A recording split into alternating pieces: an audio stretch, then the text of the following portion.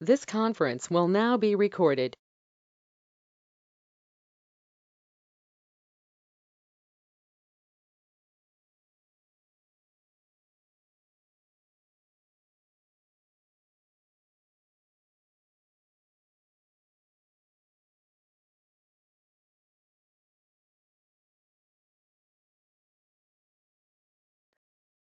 Okay, finally. So we are here. This is Sharat Kumar from Psitron Technologies. I would like to welcome everyone to our webinar, AWS Machine Learning.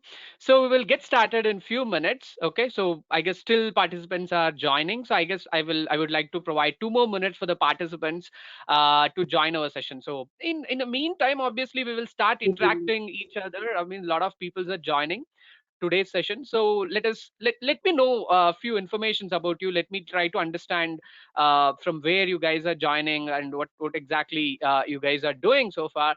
So yeah, let us get started. So a lot of messages in a chat window. Hi, Ahmad. Hi, Ranjan. Hi, everyone. Okay, someone saying from Nigeria. Hi from yeah. Hi Nigeria. So yeah, this is Sharat. So we are from. I'm based out of India, so we work from Bangalore, obviously. So I would like to know.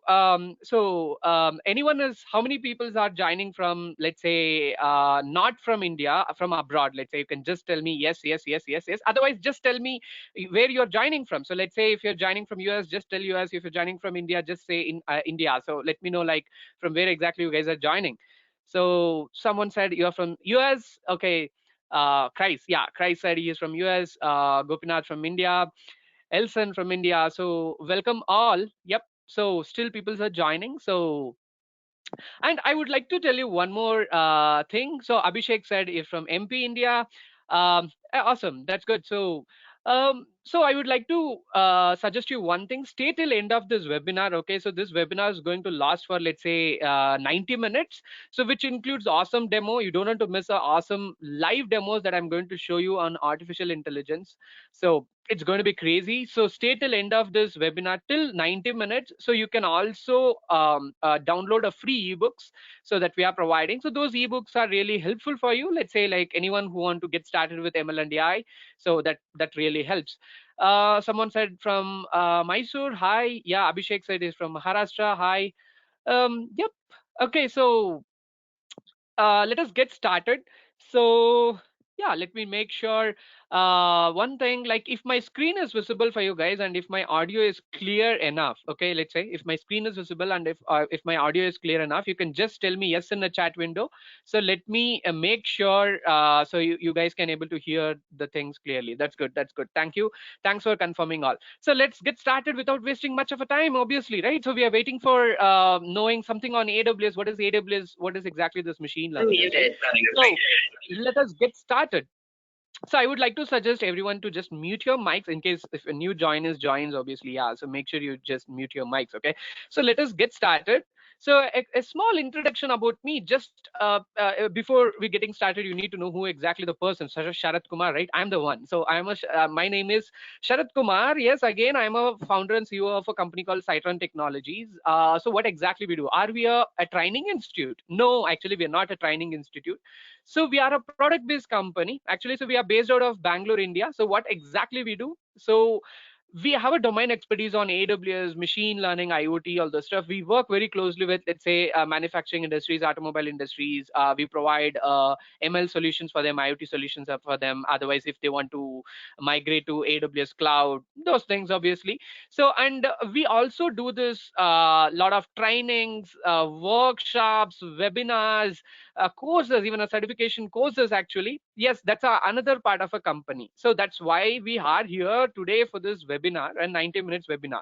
So personally, I have done, let's say, more than 50 plus webinars, 45 plus courses and workshops. I mean hands-on, hands-on, hands-on. Okay, so I have personally trained more than 5,000 people,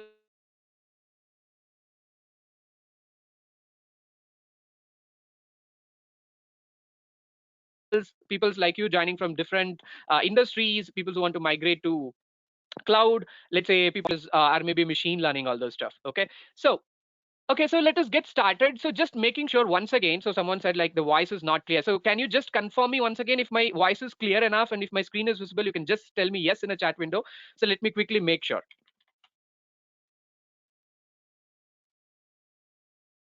Okay, that's good. Thank you for your patience and thanks for answering all my questions. Okay, so just checking the connectivity is good always to make sure like we deliver the quality content always. Okay, so let us get started. So what exactly that we're going to learn in this 90 minutes webinar? What exactly that we're going to learn in this 90 minutes webinar? So here is the four things, the highlights of this webinar. Here are the four things that we're going to learn in this entire webinar. The first thing is impact of AI and ML. So we're going to see what exactly happening in the world in terms of ML and AI. So where is the, what exactly the innovations are driving as of right now? What's really new things are happening in cloud, maybe in AWS, AI. And we're going to understand what exactly AWS offers in terms of ML and AI. So what are the things that you can get started, let's say, and how exactly the job sector looks like. Let's say tomorrow you want to jump into machine learning, artificial intelligence, how exactly the job industry right now, what is the pay scale, those things. Then obviously the awesome thing, the live demo, right? So that's what exactly I'm going to walk you through, guys, on AWS console. I'm going to show you a live demo on few AI services. It's going to be really awesome. Okay, so stay till end of this webinar. Okay, let's get started. Impact of AI and ML. Okay, so before I'm talking about impact of AI and ML, okay, I would like to know if anyone already from AI and ML, let's say if you have some hands-on skills, or maybe you are already a machine learning engineer working as a machine learning engineer, or maybe data sciences. Tell me yes in a chat window. Let me make sure how many guys are from machine learning background already. Okay, so few people said yes. Okay, so otherwise, if you are a beginner, if you don't have any idea, let's say, so if you have any idea on ML and AI, you can just say I'm a beginner. You can just say beginner in the chat window. Okay, someone said yeah. Say said it's a beginner. So beginner, yeah, a lot of beginners. Okay, that's cool. So let me make sure this webinar suits for all the varieties of peoples. So who are in different the experience zones. Okay, so let us get started in terms of impact of ML and AI. Okay, so let us start discussing about use cases. Obviously, right? So let us start discussing about the use cases. Then only we will come to understand. So where exactly you can implement ML and AI. So what are the sectors are available, right? Those stuff. So by just checking out this awesome slide, okay, so believe me, before we getting started with this slide, so believe me, ML and AI is everywhere. So what do you mean by that? So ML and AI is everywhere. So wherever you have an access to digital data, we have a use case for ML and AI. It may be let's say an agriculture industry to, let's say, it may be a space industry. Okay, wherever you have an access to digital data, there is the exact use case for machine learning, that you can build a model, then you can try to make a predictions, you can provide a valuable insights for your businesses, obviously, right? So let us have some few discussions here, a few use cases I would like to discuss that we are part of daily life already. Okay, so let me tell you one thing. So there are there are different technologies are available in machine learning, data science, or maybe artificial intelligence, or the buzzwords that we are talking here. Let's say something called what is NLP, natural language processing, right? So there are use cases like sentiment analysis, or maybe text classifications, chatbots, or named entity recognitions. So let's start discussing about what is this sentiment analysis, right? So right now we are living in a digital world. So everyone might be aware about e-commerce. So what do you mean by e-commerce? Obviously Amazon, maybe like something like a Flipkart, or maybe anything that you can buy in online, obviously, right? So so like probably like majority of our peoples here, they might have purchased something from an Amazon, right? And what happens, obviously, if you like that product, you might be giving a feedback about that product in Amazon, like positive feedback, like, okay, I like this feature, I like this, it is useful for some reasons for me, blah blah blah. You give a beautiful feedback, right, about the product. And let's say on another side, let's say if you didn't like the product, if the product is not delivered as per the promises that the vendor made, so what do you do? Obviously we throw negative reviews, right? We just give a 1 star, and we throw all the anger on a text over there, right, as a feedback over there. So just imagine one thing. I'm not talking about the one single product here what Amazon sells. Let's say billions of product what Amazon is selling. So billions of customers, they might be reviewing the product on Amazon. So what do you think Amazon is doing with such a immense amount of data? So if you don't know, Amazon is actually gathering all this data. They are trying to perform machine learning. They are building up machine learning models to do a sentiment analysis. So why exactly Amazon has to do sentiment analysis? How exactly it's going to helpful? Let's say Amazon gathers all this data, they do sentiment analysis. Let's say once machine has learned all the data, machine can able to say whether this particular vendor who is selling the products on Amazon, whether he is really doing a good job or not. I mean, whether customers are happy with that vendor or not, right? So Amazon can able to help, Amazon can able to keep this data to make their platform more better, to get the more better vendors, right? So that's how exactly the use cases can drive and values for the customers especially, right? It may be text classification use cases, otherwise a chatbot, right? Everyone aware about chatbots. In case if you're not aware about chatbots, just go to any website in the internet, maybe e-commerce platform or something, or maybe try to access their contact. Let's say contact us. There will be, every website will be having something like a contact us. If you go to their websites, first thing that comes into the picture is a chatbot. Every digital platforms, it may be a digital marketing is a huge space where you can find chatbots and basically customer support. And again, so we can keep on mentioning a lot of use cases. Chatbots is ruling a world. Next time if you're hitting a contact us button in any website, just make sure one thing: there is no human being sitting opposite to you and talking. There is a chatbot who is sitting in front of you and talking to you. So chatbots can able to drive the entire sales actually. So let's say from a leads, converting leads to sales, everything can happen by using a chatbots, and again driving crazily. And let's come to another sector. Let's come to robotics, self-driving cars, like all the crazy tech, right? So maybe like you might be having a self-driving car already, maybe something like a Tesla, or maybe something like that. Otherwise, you might be heard about obviously self-driving car, for example, a Tesla, right? So there are a lot of self-driving cars that are available right now, but the first thing comes into our mind is always a Tesla, right? So obviously um, everyone like a tech peoples over here like might be heard about Elon Musk. Obviously there's no doubt about it, right? So he has done a great job in building a self-driving car, and again as part of an EV, electric vehicle. So like self-driving cars, again the high-tech vehicles which are available, which uses artificial intelligence, machine learning to do the job.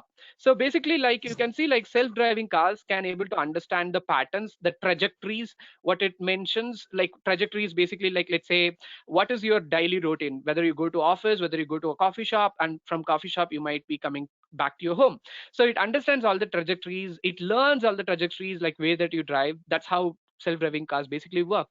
So yeah, and let's say use cases in manufacturing industries, like if you consider a manufacturing industries who manufactures automobiles, maybe some spare parts, blah blah blah. There's a lot of innovation is happening in part of robotics. Let's say computer vision, basically analyzing a quality of a product, right? Those stuff.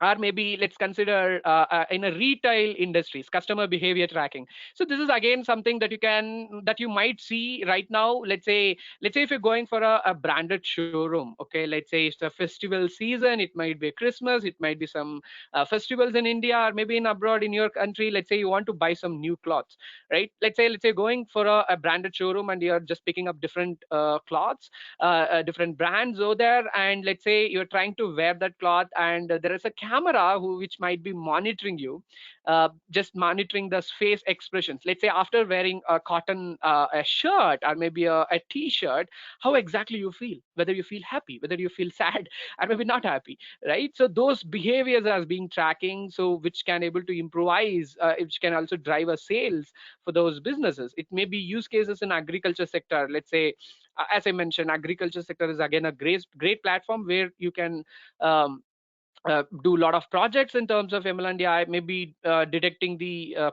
pest in the leaves, or maybe like analyzing the diseases, blah blah blah, a lot of things. Or maybe let's consider in automotive industries, like using techniques like object recognition and classification to predict the traffic.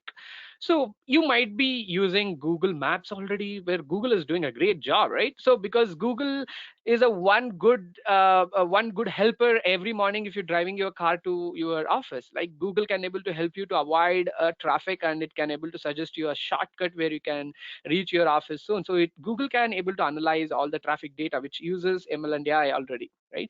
So there's a lot of use cases. Obviously, I cannot just mention, like, let's say millions of use cases which are available in ML and AI, but the reality is the use case exists everywhere. Let's say right now there might be a lot of working professionals here, there might be a lot of students, college professors, from various different industries. Like every industry has a ML and AI use cases. Like education sector has a huge sector for use cases. Banking has many different use cases. Let's say online transaction analysis, or maybe like predicting an anomaly.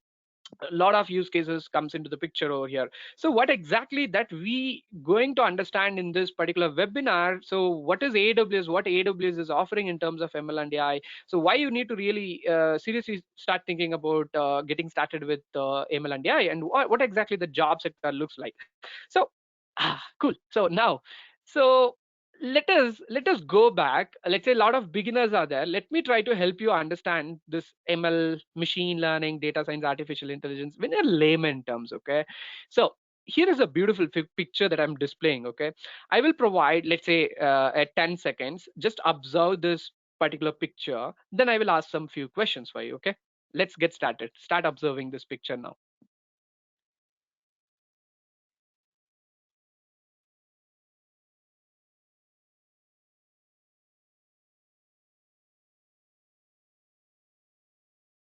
Okay, okay, so what is there in this picture to observe, right? But let me try to ask you some few questions from this picture. Okay, so right now you might have observed this details in this picture. So what do I like to ask? So what exactly this picture is about? Can you mention, like, what exactly this picture is about? Is that a scenery of let's say industry? Is that a scenery of some coffee shop? Is that a scenery of a park? Right? Yeah. So obviously, like a lot of people are like it's a park, right? So it's a park, and few people are also mentioning there is a pets, right? I can see, right? Yes, there is a dog, and there is a men, and there is a woman, and they are like, and I can see a few people also sitting around in a grass, right? I can see a grass, I can see a path where I can walk, and I can see bunch of trees over here, right? So, and I can see different breeds of dogs and different let's say age groups of peoples. Okay, so here is my question. That's not exactly my question. Okay, let me ask my question right now.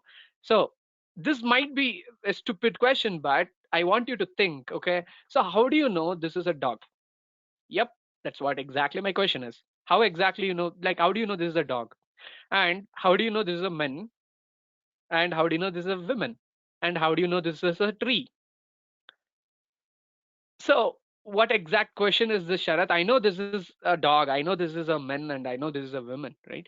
So that's something that we have learned from our school ages, right? So, but let's start thinking in this way. Let's say this is our entire growth cycle of any human. Let's say, okay, a newborn baby. Let's consider a newborn baby who is less than 1 years old. What do you think?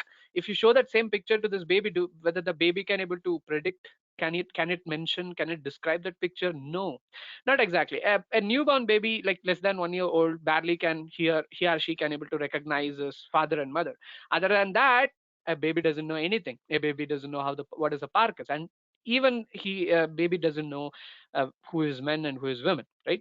So what happens actually? Let's consider this entire growth cycle of a human being as a graph. Okay, some kind of a line graph. Okay, so something like this. So let's say when the baby grows, let's say he might be going, let's say a baby is now age 5+ years. Right now he might be started walking. That again, the things that you need to observe, the baby learns how to walking, right? So he learns the data, all the data is being consumed by your brain, right? So then what happens, a baby might go to a primary school where he will start learning about languages. He might learn math, he might learn English, some other languages, right?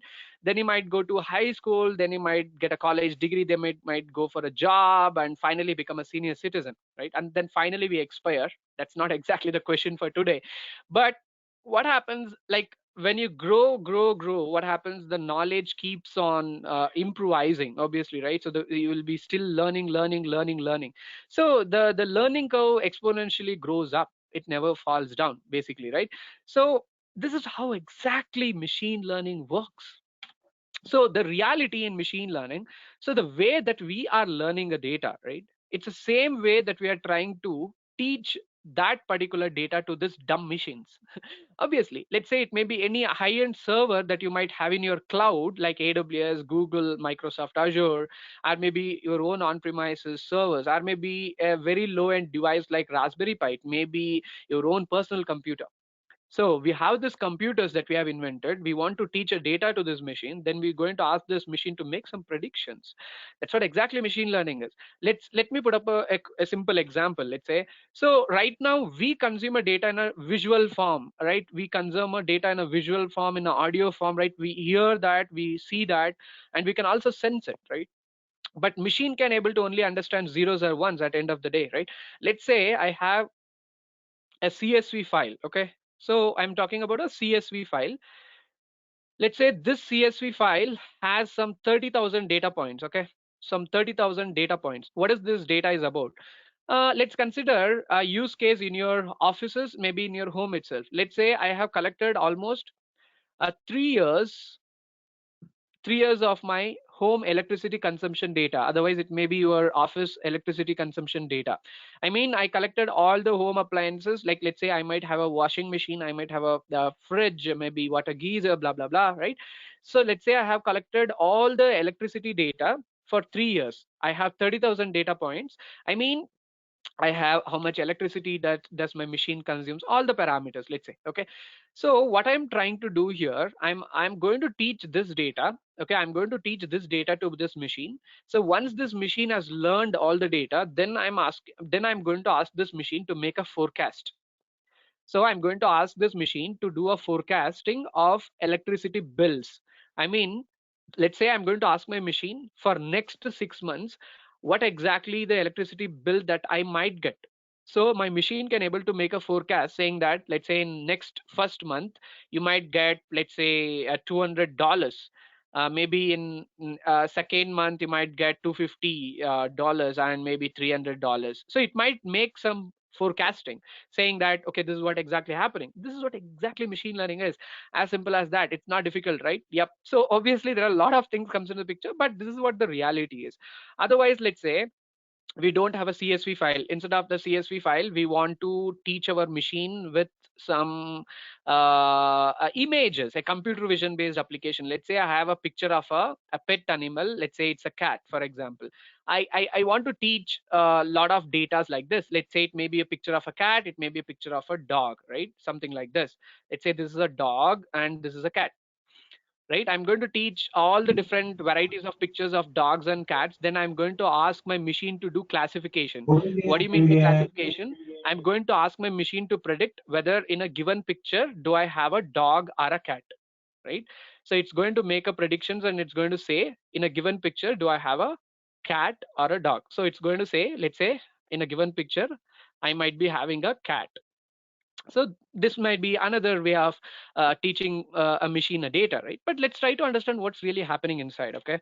And here we go.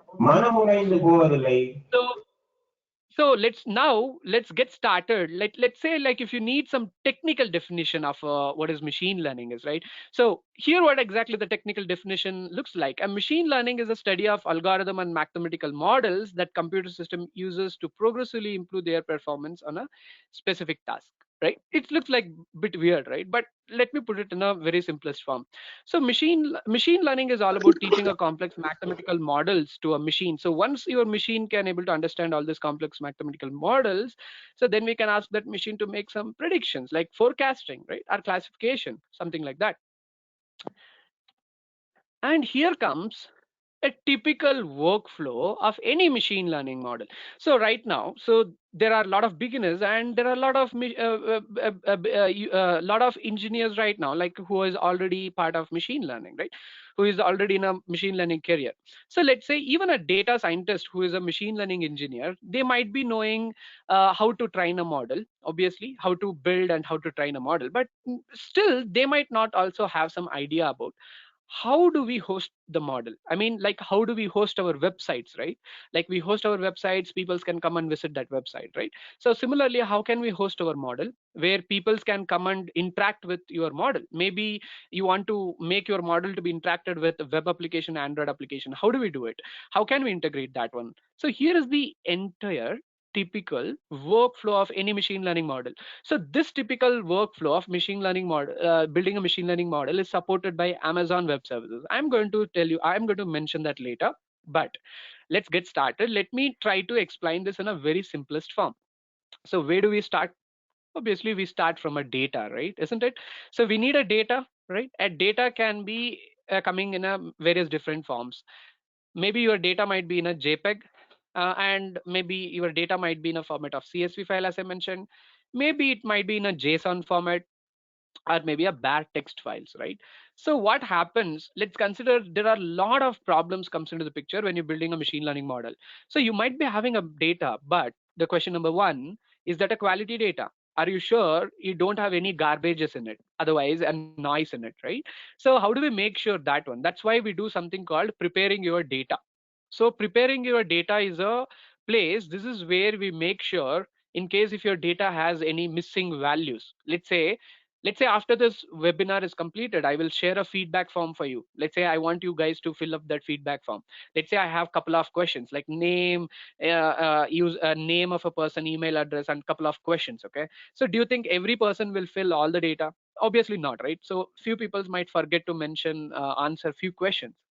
So that ends up in missing data. Let's say I want to get the data, I want to train a machine learning model to predict how many peoples are satisfied with my webinar or not. Okay, so but I have a problem, few people didn't fill the form, I mean, properly. So that as a problem, causing, like, I have a missing data. You cannot you cannot teach a data to your machine with missing values. No, you cannot. So that's where we do data preparation, right? So there are many aspects comes into the picture still, not just cleaning your data like missing data, but still there are a lot of aspects. So then what we do, we use some IDEs like Jupyter Notebooks or Visual Studio Code, right? We are aware about IDEs, right, where we write a code. So you can use Jupyter Notebooks or VS Code itself to write a code, but like very famously used for data science is Jupyter Notebooks is a web-based IDE. This is where we write our code, maybe a Python, R, maybe something like a JavaScript, C++, blah blah blah, any programming that supports machine learning. And then let's say we have our data ready. Okay, what else that we need to do? When our data is ready, we pick a machine. A machine can be your own personal computer. It may be a instance on a cloud on AWS, right? Or maybe a server on your company. So we train that data to this machine now. So we have cleaned the data. Now the machine is being learning all this data. So once the machine has learned the data, so the machine will create something called model. So a machine will create a model. That model is exactly what exactly is a final product from your machine. So this final product can be deployed like a website, on not exactly like a website. We want to deploy that like a website where other people can come and interact with that, right? So that's where we take that model and we use a cloud instances, especially let's say a cloud instances on AWS. So we will be talking something called SageMaker, which will provide a way for you to do that. So we take that model and we deploy that model in a cloud, and then by using APIs, we can able to construct a web application and an Android application where your customers, users can come and interact with that. So this is exactly the typical workflow is. Okay, so this is how exactly it works. Looks very simple, right? Yep, obviously. So now we'll talk about, so okay, that's good. Now I have some idea, but what exact programming language do I need to use? So is there any specific programming language, or do we have some more options here? So obviously in the age of ML and AI, there are a lot of possibilities. I mean, not just Python or maybe R, you can use multiple programming languages. Obviously, so you can use Python, no doubt about it. You can use R, even you can use JavaScript, C++, Go, or even a Java. So in a beginning stage, like machine learning is like it's really sticking to, let's say, Python and R, but now you have APIs ready, SDKs ready for JavaScript, Go, and even a Java, right? So, but let's go with best, right? Let's always go with the best, right? So obviously not just a best, let's say what's happening in the world. So most of the use cases in the world, they're running on Python. Obviously using a Python is very easy, so most of the use cases, if you see it's running on Python, getting started with Python is really good. And you can also consider Go, and you can also consider R. There's no doubt about that. Saying that, that's good. So now let's try to understand some basic Hello, sir. stuff before you, let's say, before you getting started with the machine learning. So we talking about teaching a data to a machine. So then you need to understand the data, right? You need to understand how exactly the data looks like. What are the different types of data? So let me try to help you by providing few insights about the data. Okay, so one more aspect before that, folks, I will be providing a Q&A session after this session. I would like to interact with you guys. I'm loving to interact with you guys, but I will open up the session to ask questions after the session is getting over. Okay, so stay till end of the webinar, we can talk a lot. Okay, so now let us get started with the data. So there are three types of data that are available in the world. Let's say one can be called numerical data, categorical data, or ordinal data. So what is exactly a numerical data? I mean, I'm talking about what, so let's say you're bringing a data for a use case, right? A business use case, a data. So what is that data type? That's what exactly I'm talking about. So now let's talk about numerical data. So what is exactly this numerical data? So numerical data has a two types again. One is called discrete data and continuous data. So what exactly numerical data? Basically, it represents some quantitative measurement. I mean, basically, let's say it can be height of a people. Let's say you have some height, right? You have a let uh, maybe like you might be having few. You might be measuring your height in a feet, centimeters, right? So or let's say you are going for a website, a specific website, and a specific website has a page loading time, right? A specific page loading time, it might take 5 seconds, it might take let's say 10 seconds. If it is bad, it might take ever to load, right?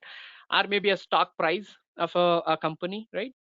So let's split it and let's try to understand this. Let's say discrete data. So what is discrete data? Obviously, as the name represents, it's based on a integer based. So let's say like how many, let's say how many purchases did a customer make in a year? Let's say you are buying some products in an Amazon, right?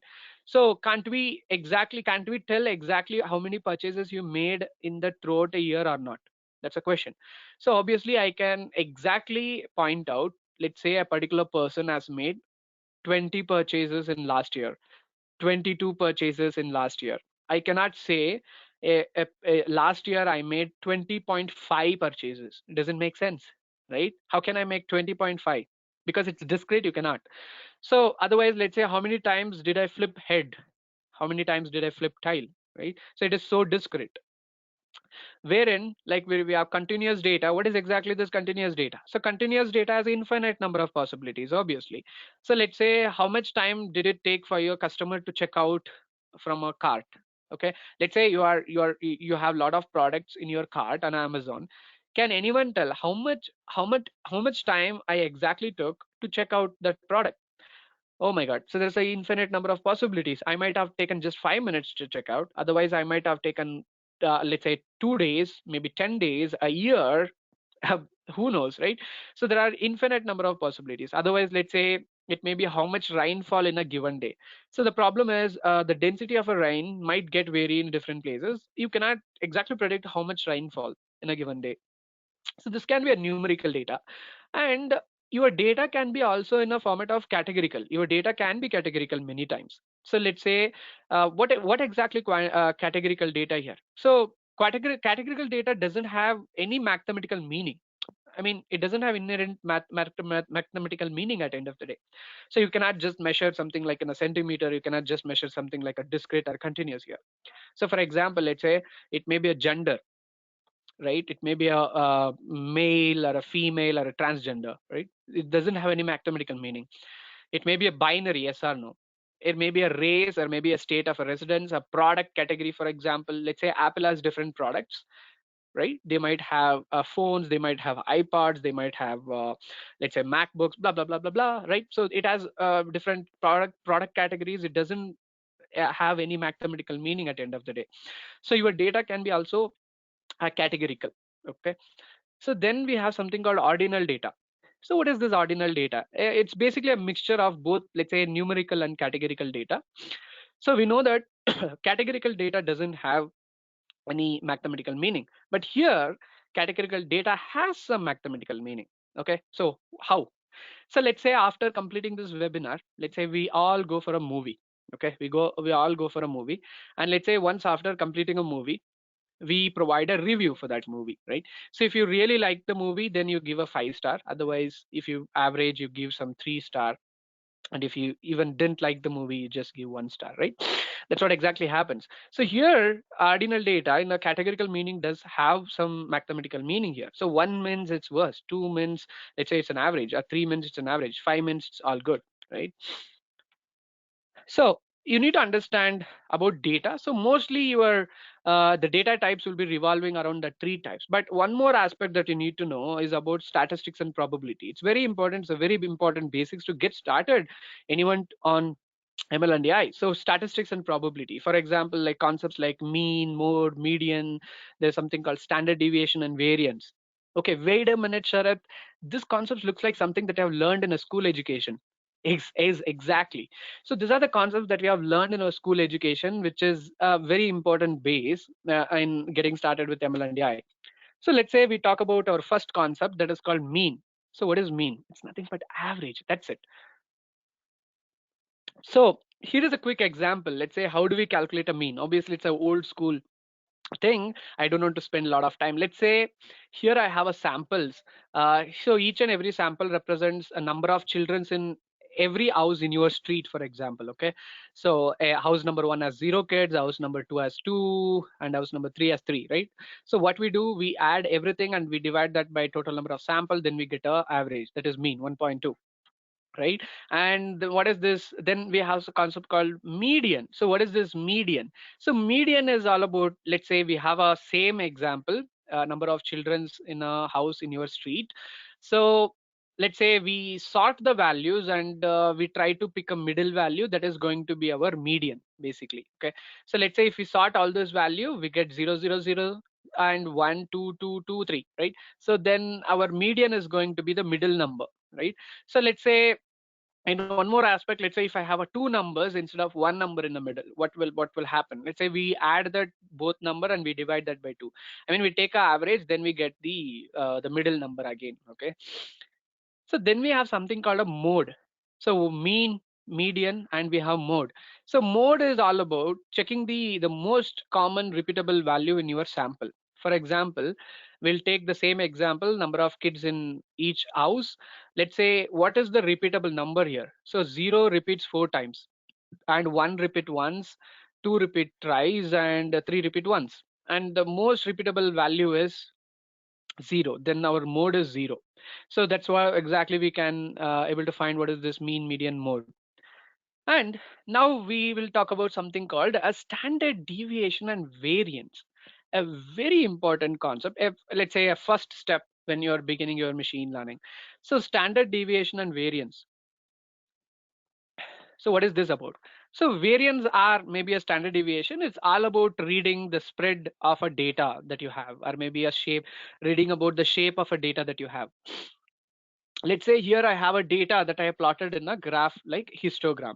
We'll talk about the importance of visualizing a data too here. Okay, so here I have a beautiful histogram of a specific data that I have. Okay, so what is this data? So this is the data about, let's say, the aircrafts that they are arriving to a specific airport, for example. Okay, so let's get started. Okay, So now in x-axis, I have arrival per minute, and in y-axis, I have a frequency in day. Okay. So now let us try to analyze this data. So what's really happening? So arrival per minute, I mean the total number of, let's say, aircrafts arrival per minute and the frequency. And if we get started, if you see a 12 aircrafts arrival per minute, a 12 aircrafts per minute to the airport, it's really a big deal. So the frequency is, let's say, every 12 days it happens. And let's say two aircrafts arrival per minute happens every 2 days. Obviously that's a very common thing, right?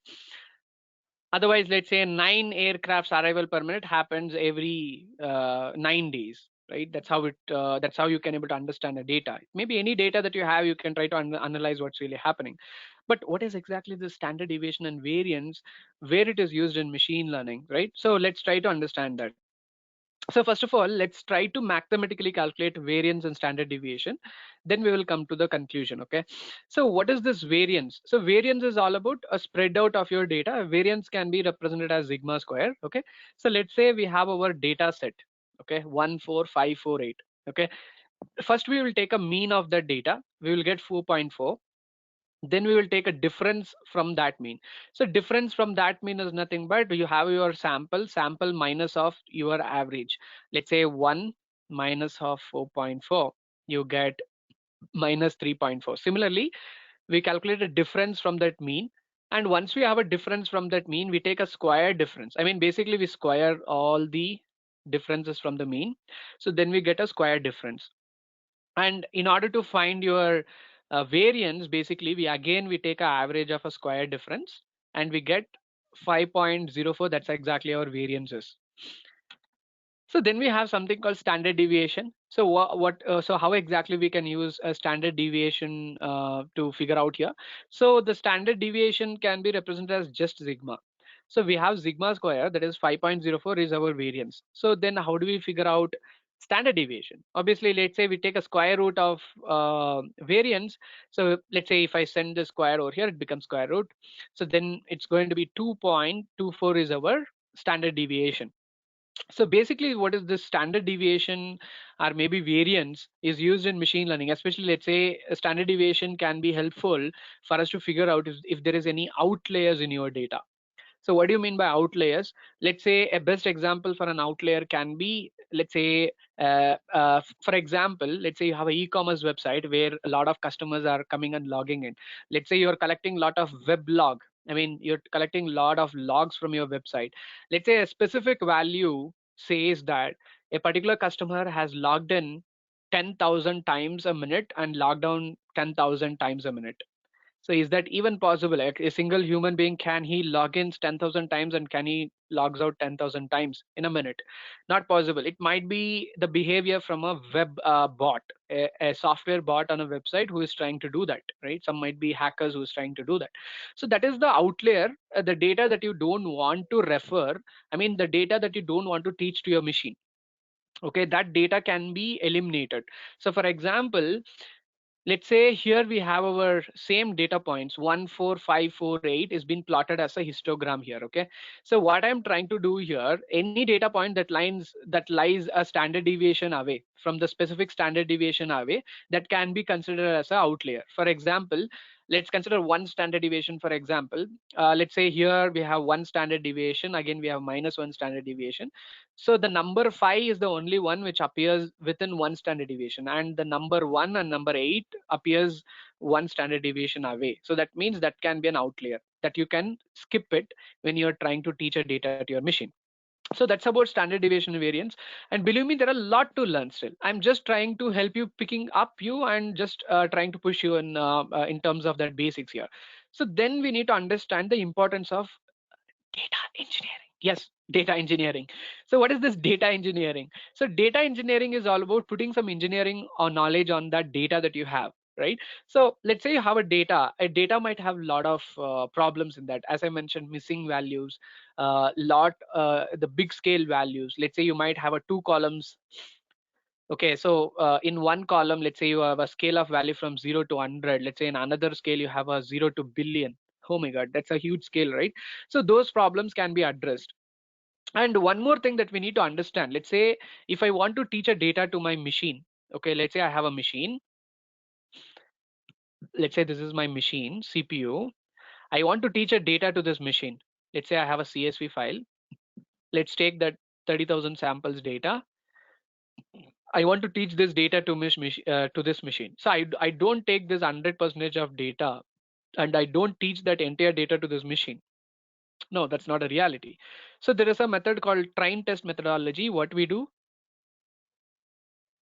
so we split this data.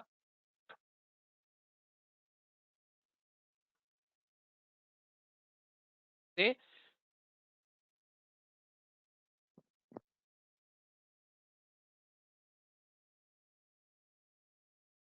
let's say I split this data into 70 percentage and let's say 30 percentage.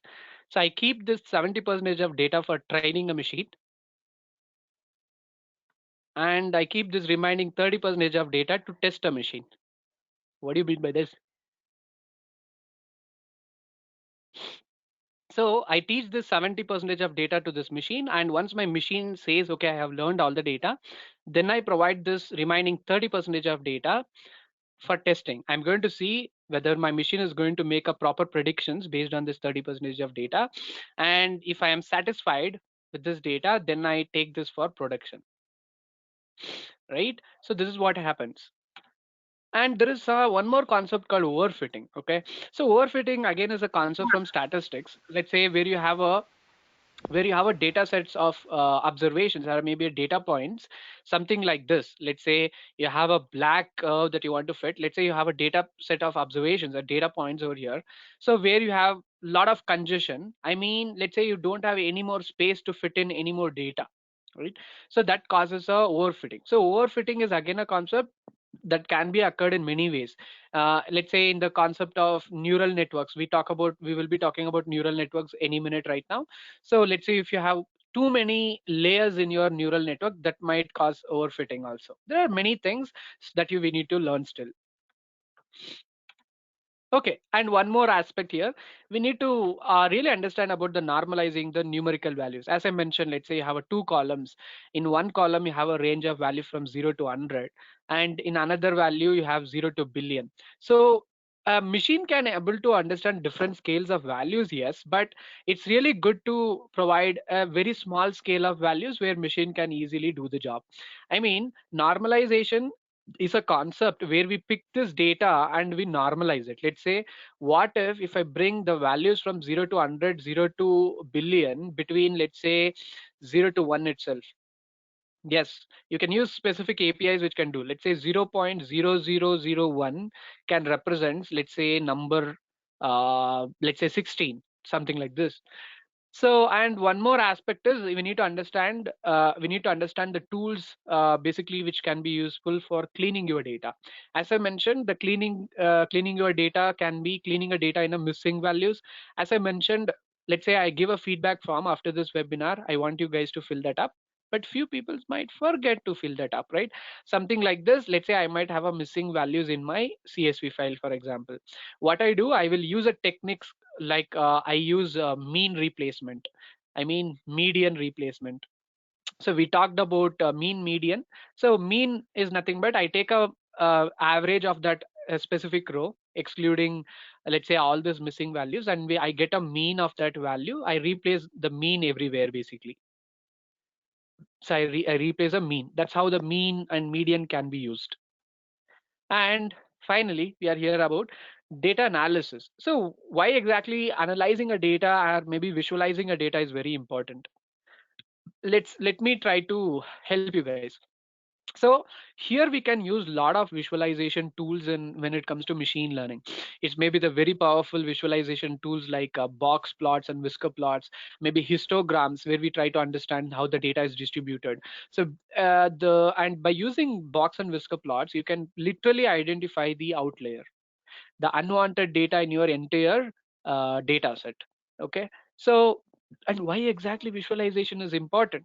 Obviously, try to understand outliers, something garbage in it. So can't we just proceed with a machine learning without using visualization tools like this? Okay, here we go. Let me try to provide an idea. Let's say I have a CSV file, the same electricity data CSV file. I have 30,000 samples here. Okay, I don't want you to use any visualization tools. I don't want you to use any PowerPoint based visualization tools also. I want you to scroll down through 30,000 data points and come to the conclusion if there is any outlier in the data. Is that possible? Can you complete in this age? No, it's not going to be possible. That's why we use this visualization tools, which can literally reduce your time, and it can able to provide insights if there is any outliers in your data or maybe some other insights.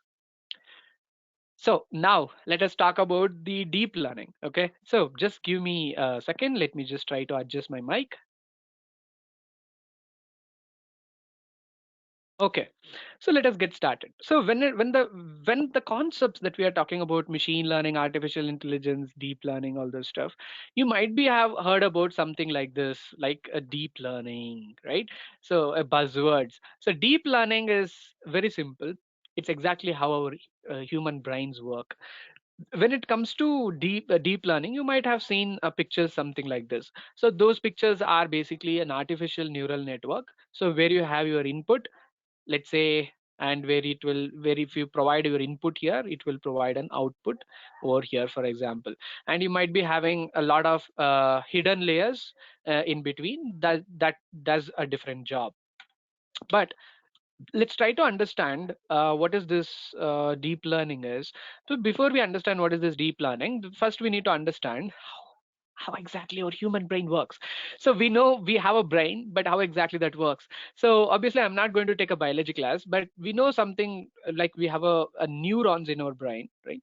So neurons basically an information carriers. Basically it carries an electrical signal from one part of a brain to another part of a brain. Basically neurons exchanges a electrical signal from one another, right? So basically, let's say in our cortical column, there are billions of neurons which carries the information, right? So it's the same job what exactly the neural network does. So in a neural network, we pass the information from one neuron to another neuron, where each and every neuron learns a different data. So basically, in our artificial neural network, there is some mathematical function inside which does some mathematics and passes a value. Basically, it can be called as a weights. The number which is being holded by that neuron can be called as the weights. And let's talk about how exactly a computer vision concept works. I mean, let's say we are in an age of ML and AI. So if you're not going to agree, no, we are not in an age of ML and AI, let me throw you some few examples. So everyone has a smartphone right now, right? So every smartphone, the latest smartphones have a face unlocking system. I mean, so if you bring your front facing camera, it can able to unlock your face. So how do you think it's doing the job? Basically it's using a computer vision technique, so to analyze your face, basically to analyze the shape of your eye, basically nose and the lips, and it's trying to recognize you are the authorized person. That's how it is unlocking a phone. That means there's a tiny machine learning model running on your phone, right? Otherwise, let's say so there is one more use case, so we'll talk about that one later. So this is about computer vision, right? So if you believe how exactly computer vision works, let's also talk about how our human eye works. So we have two eyes. So there is something called cortical columns in our human eye. Obviously there is a neurons in that cortical columns, so there are a lot of mini columns, so they are stacked together to form a certain huge columns like this that you can see. A different color might represent different columns. So basically here each and every mini column might have, let's say, 100 neurons in it, and you might have more than 100 million mini columns. So basically it is a concept of a parallel computing. Obviously, yes, that's true. So we know one thing about GPUs, we have heard about it. It can do parallel computing, right? So exactly, yes. So GPUs exactly work in that way. So whenever you're working on computer vision, it's better to use GPUs instead of using CPUs, right? And here we go. So this is how exactly artificial deep neural network looks. So basically your input will be provided here. Let's say you provide your input here. Let's say, so for example, let's say I provide my input of my data set. For example, let's say I provide my current, let's say I. the current, voltage, or maybe some few parameters, for example. Okay, so let's say we consider the electricity forecasting use case itself, and then finally at a output layer we might get the forecasting results, something like this. So that's what exactly happens. And we have a lot of hidden layers. Basically hidden layers does the mathematics, as I mentioned, and you might have some other the neurons thing called bias neurons. So basically each and every circle here represents a neuron there. Okay, so what exactly happening inside that neuron? I'm not getting it, right? So what exactly happening inside a neuron?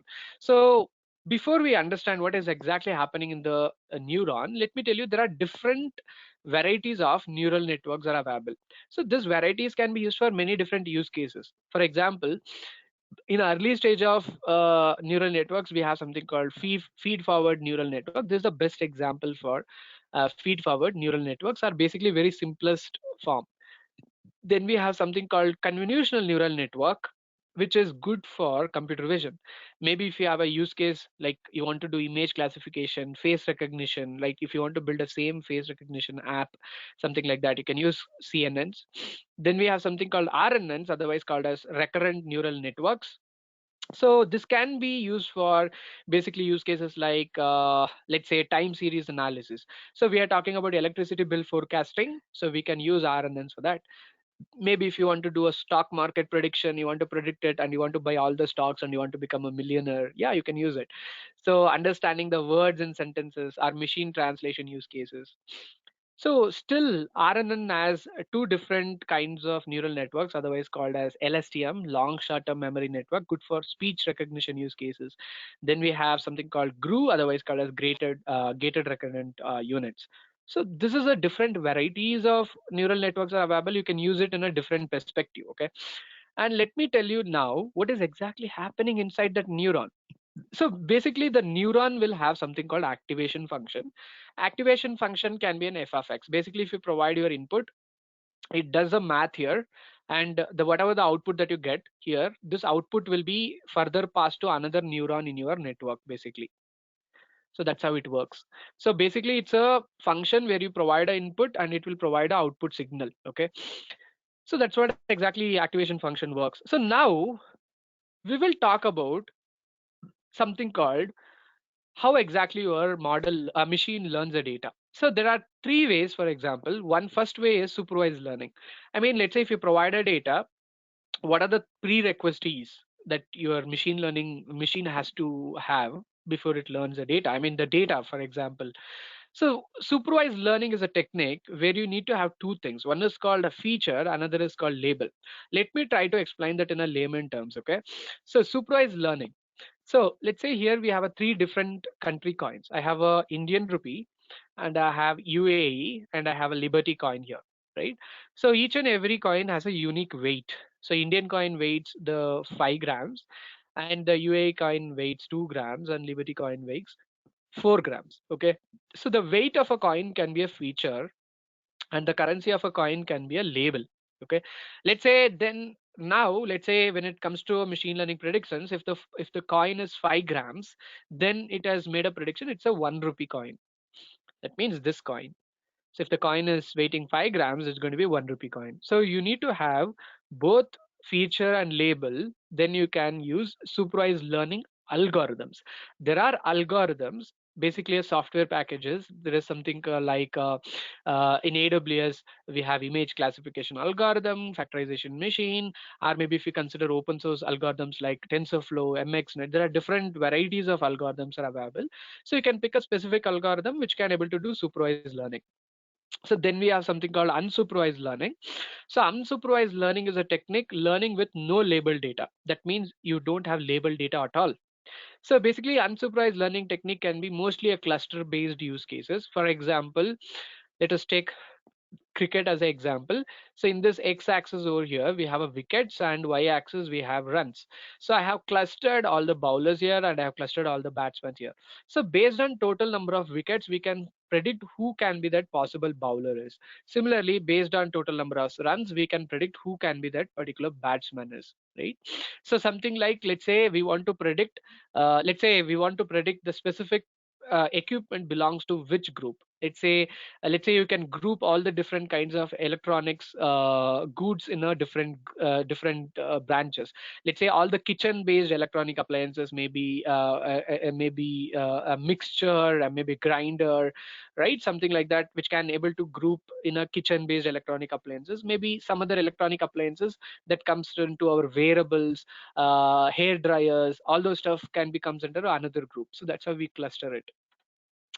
And then we have something called a reinforcement learning technique. So what is exactly this reinforcement learning technique? So reinforcement learning technique is a technique based on two things. Let's say rewards, basically one thing, and giving a negative feedbacks. So what do you mean by that? Let's say I have a machine. To this machine, I'm trying to teach all the pet animals. It may be a cat, it may be a dog, it may be a lion. Okay, I'm sorry, lion is not a pet animal, right? I'm just kidding. Yes, lion is not a pet animal. So let's say we are just training all the pet animals like a cat, dog, it may be a cow, blah blah blah. So once my machine has learned all the data, then I'm asking my machine to predict in a given picture what do I have. So in a given picture, my machine says it's a dog, but I know that it's not a dog, it's a cat, but I give a negative feedback. So by using this negative feedback, my machine relearns the data, and then again I'm going to pass one more picture of a cat, then it's going to say it's a cat. So these are the two things how it learns. So almost your machine learning use cases will be around these things, supervised learning or unsupervised or maybe reinforcement learning. Saying this, now we will try to put up a full stop on these three buzzwords. So what is artificial intelligence anyway? What is machine learning? What is deep learning? Are these three different technologies? So not exactly. Basically, those are subsets. So let's say if we are talking about AI, that's going to be our final end product. Artificial intelligence. For example, let me tell you one more use case to realize we are in an age of ML and AI. You might be heard about Alexa, Amazon Alexa, or you might be already using your voice assistants in your phone already, right? So those are deep learning technologies anyway. So what I'm talking about, Amazon Alexa, Google Home, or maybe Apple has something called Apple Siri, right? So basically those are end products which uses machine learning and deep learning at the back end, so which able to provide a assistance for you by using a voice. You can search, you can tell Amazon Alexa to book an appointment, you can tell Amazon Alexa to buy some products from Amazon, right? You can do a lot of things. So basically AI is the subset over here. So basically if we're talking about ML, so ML so basically is a subset of AI, and if we talk about DL, that is deep learning, is a subset of ML. So those are interlinked. That's how it works. So now, so now we are now we are clear about what is exactly machine learning. What are the things we'll have? So we have a data. We need to make sure the data is clean. Then we need to train a machine learning machine. Then we get a machine learning model. Then we need to deploy it, right? So now let us see. Let us talk about AWS. What exactly AWS offers here? So we know that AWS stands for Amazon Web Services, one of the cloud platform in the world. So there are wide varieties of cloud platforms. Let's say there is a Microsoft Azure, there is Google Cloud, Alibaba Cloud, right? IBM, blah blah blah. So now let us talk about why Amazon stands more unique here. One good thing is, if you see, Amazon leads the entire market. Let's say as a dollar of 1 billion, comparing with other cloud platforms like Azure or maybe Google Cloud. So AWS, Amazon Web Services, occupies almost 33% of a cloud industry. I mean the majority of a share. So that means more companies uses AWS. That means again more opportunities for you. Okay, and the reality is more than 1.5 million companies uses AWS for machine learning itself. So this slide literally not enough to mention all the customers who uses AWS for machine learning, but there are more than 1.5 million customers who uses AWS for machine learning. Then think the amount of opportunities over there. So why so because obviously machine learning is the higher paid jobs in the world right now. It drives industries like anything else, provides a more value to make their industries more better, products more better, services more better. So now let me try to put a idea. Let me try to provide an idea. So what exactly AWS offers here? What are the different stuff AWS holds in terms of ML and AI? So here is a the complete AWS ML stack, what AWS offers. But here it doesn't hold the entire stack, but majority of the services what AWS offers, I have displayed here. So it can be split into three things: AI services, ML services, ML frameworks, and infrastructures. What is this AI services? Artificial intelligence services. Basically, these are ready to market services. What do you mean by ready to market services? So AI services are something where Amazon has already built, and you can able to design an innovative product on top of it, and you can bring it to a market. And there is no job for you to train a machine learning model from a scratch because the model is already built. Obviously, you can retrain that model in a specific AI use cases. Yeah, but now let me try to put up some idea. Let's say if you are a guy who want to do a lot of computer vision, let's say face recognition, object detection, scene detection, celebrity recognition, anything that you want to do with images and also videos, you can use something called Amazon recognition.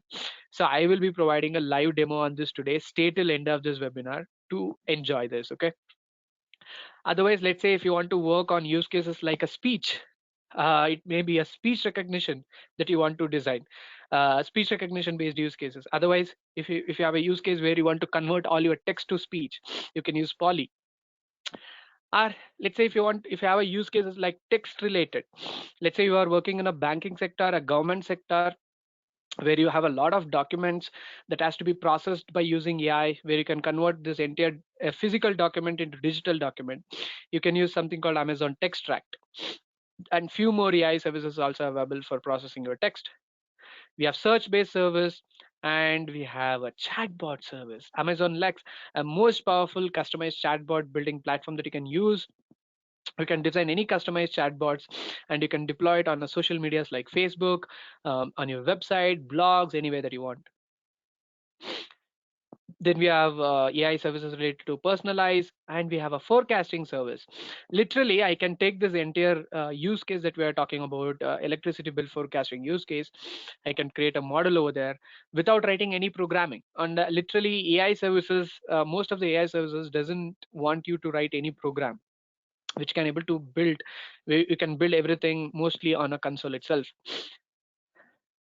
Then we have a fraud detection use case. Let's say if you're a guy from banking sector, you have a use case related to online transaction fraud, blah blah blah. You can use Amazon fraud detector. If you're a developer, you have a use case on Amazon Code Guru. So then if you are a guy looking for a use cases related to customer service, you can also look into Contact Lens. Okay, very importantly right now. So if you want to become a specialist, if you want to become more advanced in ML and AI, so this is a platform that you need to think. Amazon SageMaker. So I'm talking about this 1.5 million companies who uses AWS for machine learning. Obviously, most of them they might use Amazon SageMaker. So you don't believe? So you can use this Amazon SageMaker platform to build any AI services over here. I mean, Amazon SageMaker is an exact machine learning service. So where you can, which is especially built for developers like us, engineers like us, where you can able to build, train, and deploy your machine learning models in a production ready environment. So if you remember that complete typical workflow cycle that I displayed, it is completely supported by this SageMaker.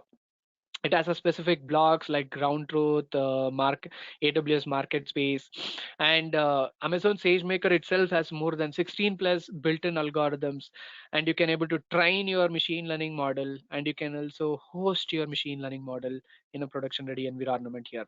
So it's a very important AI service that you want to know. And then we have ML frameworks and infrastructures. I mentioned Amazon itself has 16 plus algorithms, but let's say we want to use algorithms like TensorFlow, like ML frameworks, Apache MXNet, maybe PyTorch, Gluon CV, or maybe scikit-learning or Keras. Yes, you can bring your own algorithms if you need. Otherwise, if you can bring your own ML algorithms, ML frameworks that you need. Amazon has a specific hardwares that is good for proceed with the deployment of your machine learning, training your machine learning. So Amazon has got all the high-end GPUs and CPUs that you need. There is something called elastic inferences for deploying your hosting your machine learning model, and other services like Infinity and FPGA. So then we will talk about very powerful storage service that you need to talk about in AWS. Let's say if you're going to design a machine learning model, not on a cloud, let's say you want to use on your own computer itself. So what we do, so we use our own computer disk. It may be a C disk, D disk, a specific folder where we dump our data. But here in AWS, we use a storage service called Amazon S3, which is similar to, let's say, Google Drive, for example. So Google Drive, so is a platform where you can simply go and dump any kind of a data, right? It may be images, JPEGs, maybe text documents, anything. So similarly, S3 is designed for that. S3 stands for Simple Storage Service Platform. Simply, you can go and dump any data that you want on top of it. So Amazon S3. So so if you are going to, like, let's say if you want to use machine learning in AWS, you obviously you will be using S3. There is no other options. Obviously, there are a lot of options, but all the companies uses S3 for a specific reason. So obviously S3 is very cost efficient comparing to any other storage service. It is accessible through web, and it provides 99.999 percentage durability and 99.99 percentage availability. And S3 is actually infinite storage service. S3 provides infinite storage service. I mean, you can store any amount of a data that you want. And let's say if you're going to store a one computer file, let's say a CSV file that we're talking about, a one CSV file can be up to size of 5 terabytes. If you have more size than that, split the data and put it in a two files. S3 provides high durability, low cost comparing to any other storage service, highly scalable. I mean, scalability is all about, let's say, if you're getting a very less data today, it only occupies such a computing power. Let's say if you're bringing more data tomorrow, it can able to adjust a computing power that you need automatically. Availability, security. By default, S3 provides AES 256-bit encryption standard, and it also has a more encryption techniques that you can use, highly flexible and simple data transfer. So let's say if you're going to dump a small picture into your S3 bucket, this is how it looks. You might be having a folder, it can be a key name, then you might be having a picture, let's say, that can be called as a version ID. So let's say then we create a bucket. Basically, if you're creating a platform on S3, it can be called as a bucket. So bucket name can be image. So each and every object in your S3, it will have a specific URL that you can use that URL to access the data. And finally, here we go, Amazon SageMaker. As I mentioned, the very important platform that you need to learn to become a expert. Obviously, Amazon SageMaker is a fully managed machine learning service built for data scientists like us, developers like us, where you can able to quickly, easily, you can build your and you can train your machine learning models, and you can directly deploy them into production ready environment. So the same typical workflow that I displayed previously, I displayed it in a block diagram here. So step number one, where do we start? We start fetching our data, right? So once we have our data, we start cleaning the data. We remove all the garbages, we do normalization. So then we do preparing of the data. Once the data is prepared, then we do training a machine learning model. So once the machine learning model is trained, we do evaluating that machine learning model, basically a testing. Once you are satisfied with your testing results, you will be finally deploying a machine learning model to production ready environment. So once you are deployed, this is where your customers comes and interacts with your machine learning model. So now your customer provides a lot of real-time data, right? You feed in a lot of data, and based on the data, your machine also predicts it based on the data. And finally, you can also monitor your performance of your machine learning model. You can find errors, drifts in your machine learning model.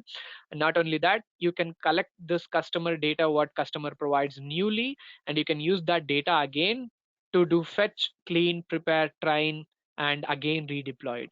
So this is the typical workflow cycle of building a machine learning model. Okay, saying that, We talked about machine learning, we talked about TensorFlow. So there are varieties of algorithms that are available. It may be a TensorFlow, it may be MXNet, Keras, PyTorch, it may be scikit-learning based algorithms, K-means, image classification algorithm, linear learner algorithms. So picking up the algorithm is completely depends on your use case itself. So what kind of a use case that you're using, whether you need a classification model. So whether you need a classification use case, what kind of a algorithm that you need to pick. So this is just a quick survey on KD Nuggets usage survey of different algorithms. Obviously, TensorFlow leads the entire algorithm world. Then comes Keras and PyTorch Cafe. That doesn't mean you need to use TensorFlow itself always, but yeah. So the mostly used algorithm is TensorFlow. Saying that, now we will talk about the job opportunities in machine learning. The job opportunities in machine learning. So this might be the sector that you might be more waiting. So the reality is, so you might be in different jobs right now. Let's say you might be coming from a developer, full stack developer, product manager, professor, a student, all those stuff. So a good reason why you might be attending this webinar is about everyone talking about ML and AI, right? Starting from a president of a country, starting from a student of a country, everyone talks about ML and AI because so it drives innovation and it provides more value to the customers.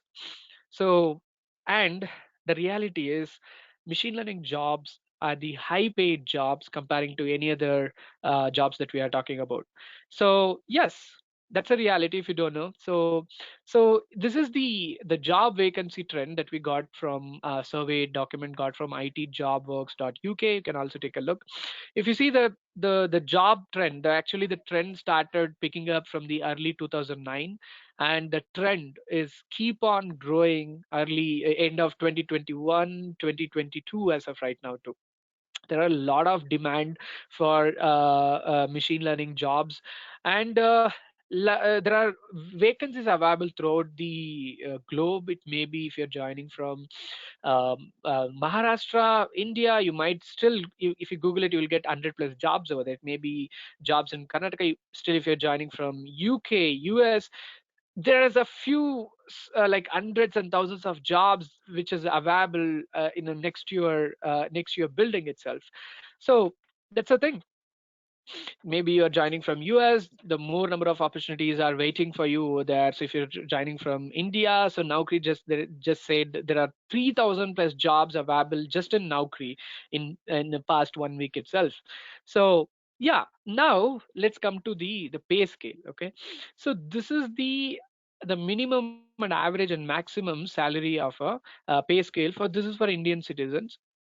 So so so check it out. Like the average salary itself starts from 1,500K, and the minimum is 500K, and the maximum is 7,000K with respect to this particular companies that I'm talking about. And this can be a huge scale, maybe a tries and maybe a 4 times more in abroad. So this is all about the jobs, and what next? Obviously. So the time that we are waiting for this throughout the session is for the demo, right? So let us get started for a quick demo of an AI in AWS. Let's start exploring whatever we have talked right now, right? Let's see how let me try to validate how fun it is working on AI in AWS. So let me just quickly share my window.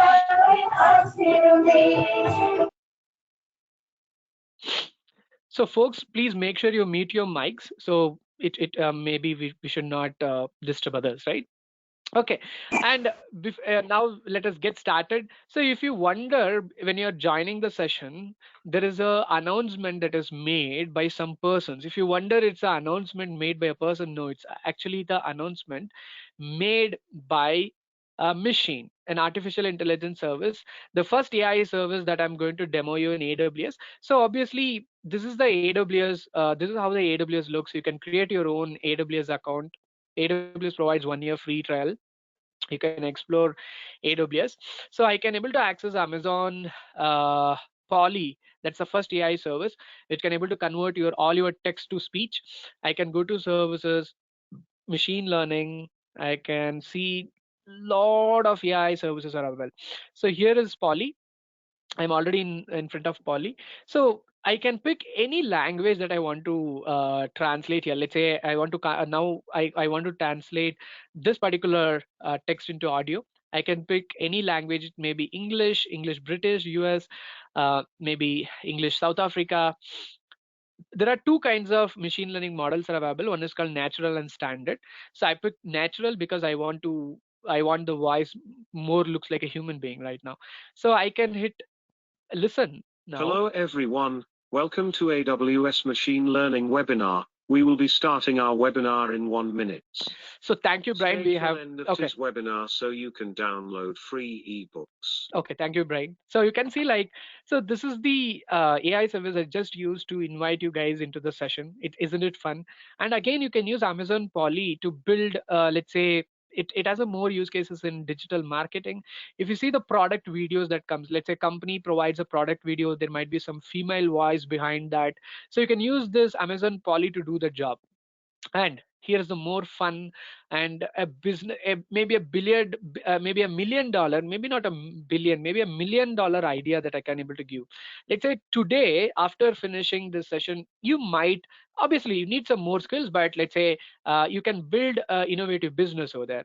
So let's say, what if there is a lot of stories which are available in a physical document, let's say a lot of old school stories which are still in the books. What if you can able to convert all the stories into a digital platform? You can come up with a AI based digital platform where you can try to provide a storytelling platform by using Amazon Poly. You can convert all the physical docs into storytelling platform. Isn't it amazing? That's the beauty of AI services in Amazon. Saying that, now I'm going to another AI service, recognition.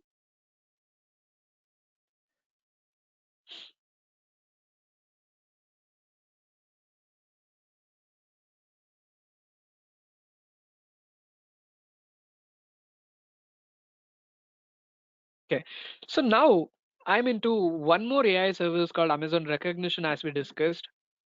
This is the exact platform that you need to think in case if you have any use cases related to computer vision. It may be use cases related to face recognition, object detection, real-time video analysis, something like that. Now let me go to our first use case, that is label detection. Okay, so here I have a sample picture which is uploaded by Amazon already. Okay, so what's really happening? So my machine has already made a predictions. Check out the magic here. If I move my cursor, you can see machine says it's a person. If I move my cursor near to those cars, the machine has already made a prediction it's a car. And it also makes a prediction it's a wheel. And if I move my cursor towards that skateboard, it says exactly it's a skateboard. And towards my right side, you can see the results. These are possible labels that as my machine has outputted. It says there is a car, there is an automobile, and there is a vehicle transportation. All those four labels represents, let's say, transportation. And I have a confidence score towards right side which says 98.8 percentage. That means my machine is sure 98.8 percentage times there is a car in that particular picture. Obviously, right? Makes sense. There is a car.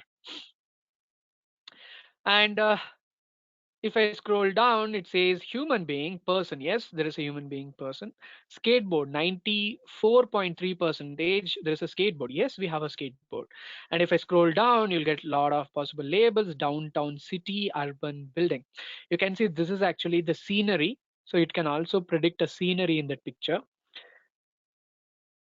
And if I scroll down still, yeah, it says a lot of other predictions, and you can see my score is literally coming down. It says there is a sports car 56 percentage, but there is no sports car, but the the accuracy makes sense. The prediction accuracy makes sense. It's 56. So now let me try to upload a picture from my own laptop, right? So it will be always fun to explore on a real-time data. Now let me pick a picture from my laptop, so it would be fun for us to experiment on that. So here we go. It's really hard to pick a picture from a laptop. Give me a sec. Yep. Uh,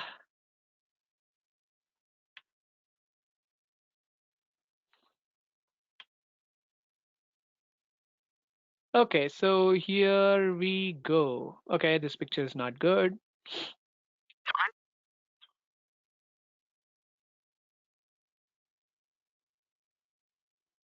Okay, so let me come to a conclusion.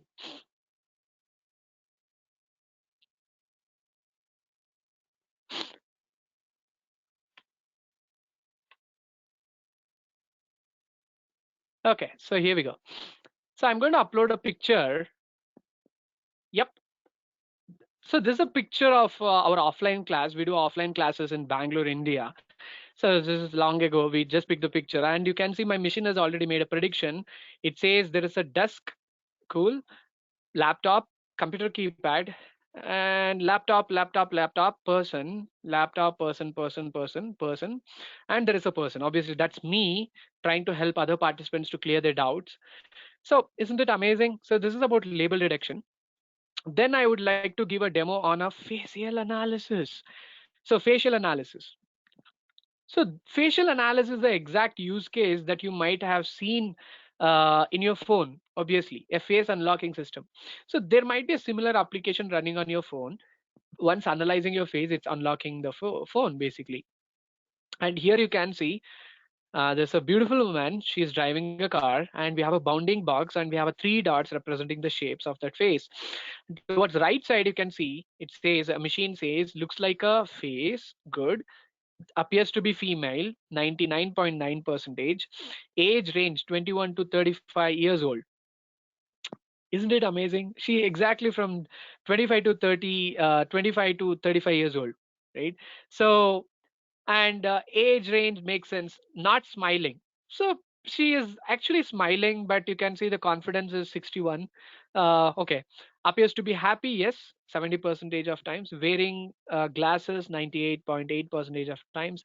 Eyes are open, 99.9 percentage. So considering a situation, she might be opening her eyes, obviously. Mouth is open, does not have a mustache, yes, she does not have a beard. Yep. And check out the magic here. I'm going to toggle one more picture, which is given by Amazon here. And I have a three faces right now. So I can toggle between every phase here. So let me pick the picture of the baby, I mean the kid, the girl. So here it says looks like a face, good, appears to be female. A machine can easily predict it's a female. Age range, check out the age range. So 6 to 14 years old, exactly makes sense, right? Smiling, 99.7 percentage makes sense. Appears to be happy, not wearing glasses, blah, blah, blah, right? So I would like to provide a few more demos. I might need to take, let's say, 5 more minutes. So I will be available for talking for a long time. But before I provide more fun demos. So I would like to ask one single question for you. So this is a webinar, right? So there is no hands-on that you are doing physically over here, right? So that might be a one disadvantage, right? So I want to ask a question. How many of you guys are really looking forward to do hands-on? Let's say, what if I guide you step by step how to build a machine learning model in AWS, how to use Amazon recognition physically by using SDK. Tell me yes in a chat window. I will tell you how exactly that I can able to help you. So I'm getting a lot of S's. So here we go. So we have a surprise for you. So let me tell you what exactly is that. So I can able to help you for you to get started in machine learning. So before that, I want to tell you. So this is actually the right time to get started with ML and AI. So if you're really wondering, okay, so let me get started after 2 years. Maybe I'm just thinking I'm really bored. I will think after 2 years. No. So you can see the scale of innovation, the speed of innovation that is happening. So let me try to put it in a one single slide. Let's say in the old ages where a cameraman or maybe the pilot is so much busy, it may be the movies, it may be the TV reporters who is carrying a heavy camera in a choppers, right? So those hard job is completely replaced just in 10 years by replacing the drones, right? So it's really a time to upgrade your skills. If you are really interested in ML and AI, it's a right time. So here is a surprise that I'm talking about. On March 19th and 20th, I mean upcoming March and 19th and 20th, on Saturday and Sunday, we are doing complete 2 days hands-on workshop on AWS machine learning. I will be showing you guys a step-by-step how to build a machine learning model on a SageMaker. We'll be building a real-time project. I will help you how to build, train, and deploy real-time machine learning model on a SageMaker. Not only that, not only SageMaker, we'll be exploring more AI services. We'll be using recognition, we'll be building face recognition objects, we'll be building use cases on label detection, all this stuff. So make sure you register. So this is what exactly that we will be delivering. There will be more than 10 plus hands-on exercises itself, and there is a one real-time project, as I mentioned, that we'll be building, a dedicated mentoring that will be provided.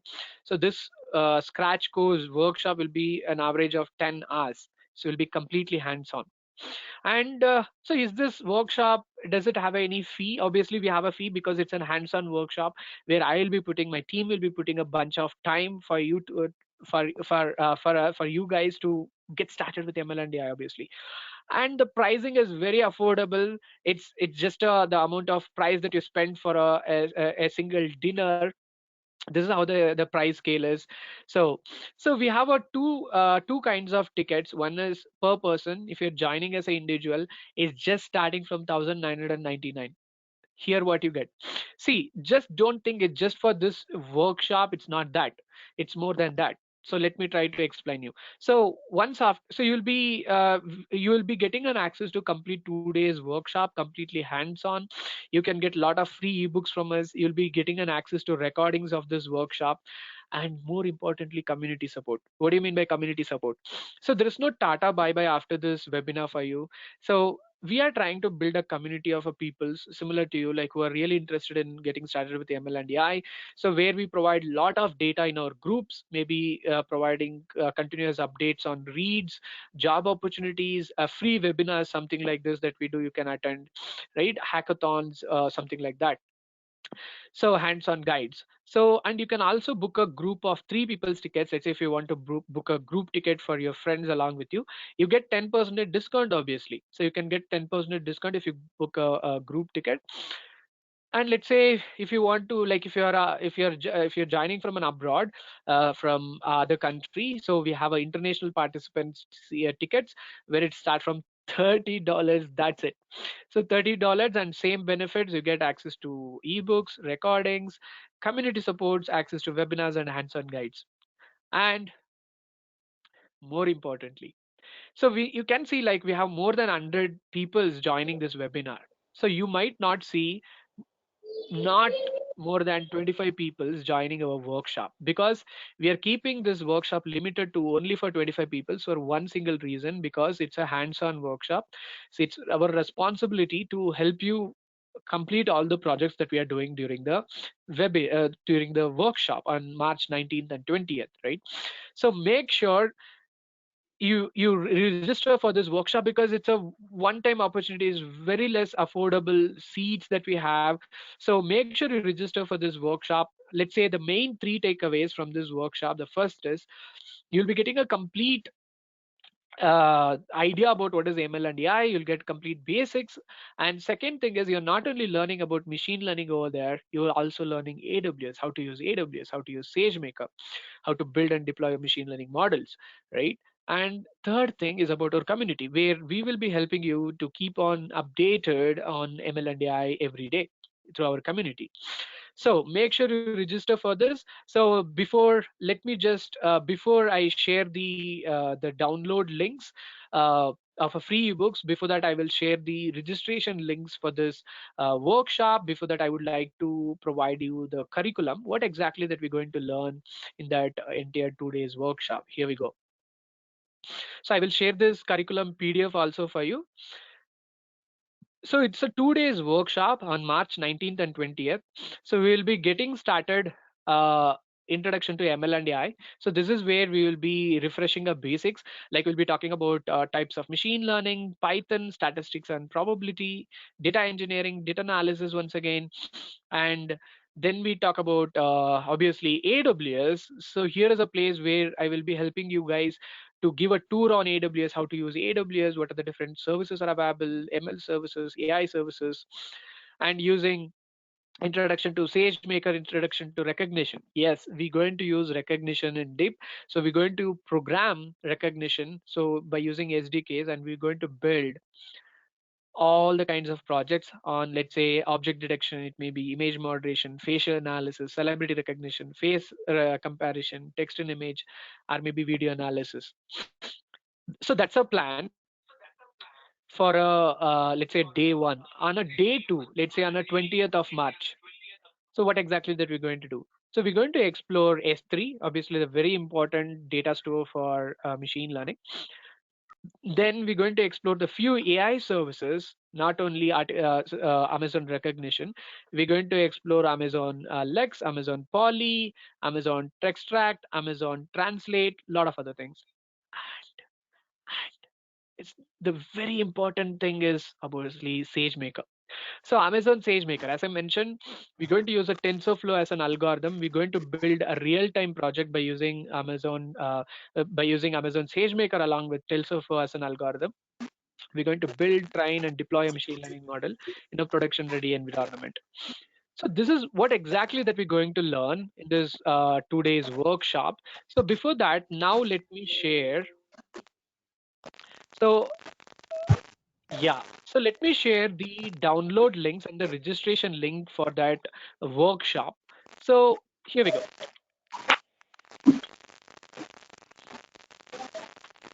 So I'm going to share the links in a chat window. Let me explain you what are the links for. So the first link is for registering for our 2 days workshop. So if you click on that link, you will be redirected to a registration platform where it is called TownScript. Is a platform where we have hosted our workshop. And second link is for downloading. The curriculum that I am displaying in a PDF here. So you can download that particular PDF to your PC. And the third link, as we promised, you can download a free ebooks over there. Okay, so you can download a free ebooks as we promised, and I have also shared my contact informations. And make sure you register for this workshops, limited for 25 seats only. Don't miss this awesome opportunity where you can get a complete hands-on along with me. I will be a mentor for that particular workshop. Okay, so I have a few hands-ons lined up. Okay, few hands-ons lined up. I would like to take few more minutes for other people who can able to spend some more time. So I can able to provide some more demos. Before I provide a demo, I would like to open the session for Q&A. Okay, so you can unmute your mic and you can ask any question related to this sessions, ML and AI, so I can able to help you.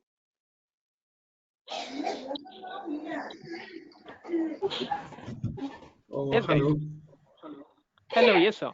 Hello. So you can mention your name Yeah, and then you can start asking a question. yeah. My name is Anand. Actually, I missed this due to some network issue, power issue at my end. So, will I be getting the recording for this?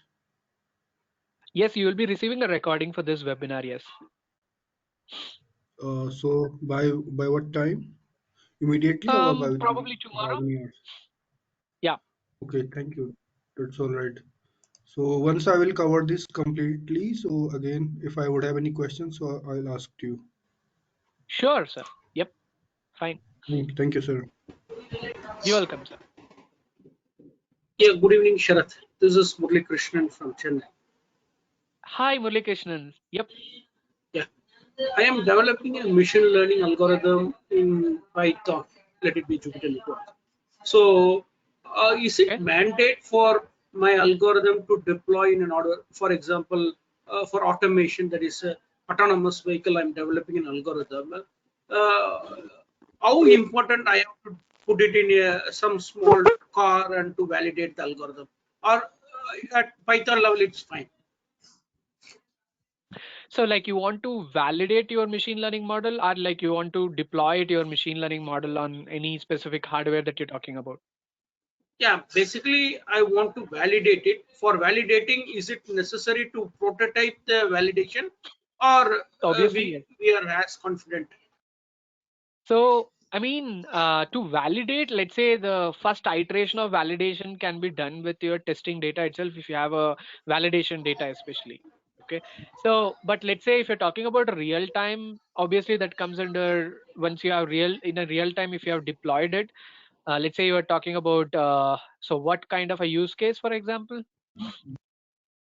Autonomous car. Let's take an example. Autonomous Autonomous car. car. Obviously, it's so you can validate, you can able to simulate your autonomous driving techniques by using your validation data itself. You can come to validate, but the more challenge comes for your machine learning model only if it is facing your real time data, right?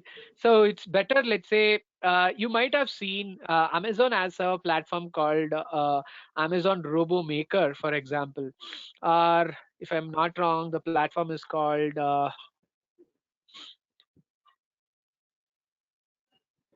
yeah, so it's called yeah, Deep Racer. So if you check out this Amazon AWS based Deep Racer, where Amazon provides a virtual platform where you can able to train a F1 car, let's say F1 race you might have heard about. There's a car which is available. There is a specific path you can able to set up, and you can train based on reinforcement learning technique. So that's this is all virtually, but the reality, in terms of reality, it has to face a real time use case. I mean, just bringing your car to a public where it can able to experiment with the real time data, obviously. Yeah, after that AWS deep race, can I push that code to and prototype car and validate my algorithm? Obviously, yes. Yep. Okay, okay. So, Yep. uh, Thank you. yeah, Yeah. thank you. Someone Thank you. asked a question in the chat. You welcome, Malikrishnan. Yep. Yes, Arath, Jalinder here. Hey, Jalandhar. Yep. Yeah. So my question, basically, I'm a developer. So how it will be useful to shift the career from coding, because developers generally do majorly the coding task, and then it will shift to the AI and machine learning. So how is that Exactly. shift? Like how much will be the coding and how much will be the configuration like that? Or yeah, Got it. that's So my you are yeah. a developer already. So the question is, you are a developer. You want to shift to machine learning. So what are the steps? Like, how do I get started? Is that No, exactly your I mean, question? how is that? How is the nature of the entire nature of the machine learning and AI role? Like, it is just a configuration on AWS, or what is the Okay. Okay. percentage Got of coding I will be doing actually? Yeah, Okay, so you're talking about the percentage of coding. Let's say, there is no at if all I'm coding in AWS. no, no, no. I'm not going to say that there is no coding, but let's say there are companies who hire. There are few companies who hire for specific AI service roles itself. For example, uh, let's say if I'm apart from SageMaker, let's say there are few companies they might be interested in hiring for Amazon Lex itself, where you can able to design a chatbots. A few companies might be interested in hiring you for, let's say, use cases like Amazon recognition itself. But there you might have limited programming. But let's say if you want to become an expert, like a specialist, you need to know programming.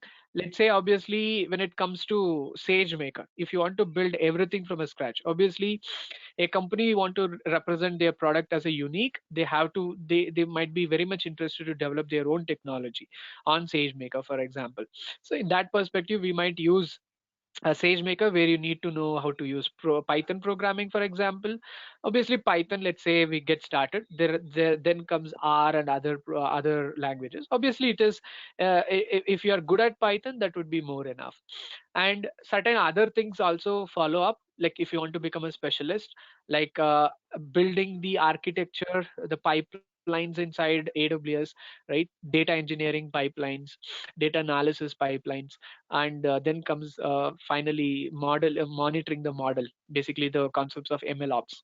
So not just a programming here. Apart from programming, there is a lot of other things. So for you to get started, yes, you can get started how to use SageMaker, how to build a model on SageMaker, exploring AI services, understanding building the pipelines, data engineering pipelines, model monitoring pipelines. That can come to the next step actually. Yeah, that's good. Thanks. So as you mentioned, like the companies will be, having the requirement based on the Amazon package or what you said, Yeah, certain services. Like they will be mentioning in their job description that they are going to hire for certain services. Is it that the case? exactly. Exactly. Okay. Yep. All right. Thanks, Al. So Dharma has asked a question, do you have a plan to start a complete program on AI and ML? So Dharma, yes, we have complete certification program. If you see like cloud companies like AWS, Microsoft, Azure, they have their own certification programs. So AWS has something called AWS Machine Learning Specialty. So we do this AWS Machine Learning Specialty course. So we just last Saturday, we are done with a batch 5. So the batch 6 will be conducted after this workshop, and obviously every participant who's going to attend this workshop, they're going to get a 10% discount to attend our course also.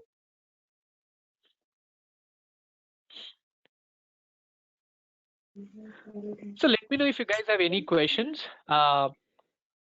In the meantime, I would like to provide one demo, then I will get back to your questions again, okay? So now let me get started with one more demo. I will get back to your Q&A anyway. So we're done exploring facial analysis. Now let me go to something called text and image, okay? So text and image is a concept where this particular feature in recognition can able to extract text from this particular picture. So you can see this picture has, it's Monday, but keep smiling. But let me try to pick this picture where I have a picture of a car and where number plate has been extracted. You can see if I click on this, the text has been extracted towards right side, right? So you can use this exact feature. Let's say if you want to build some kind of a traffic light automation system based on AI. Let's say let's say if you can able to connect Amazon recognition with all the traffic lights in your city.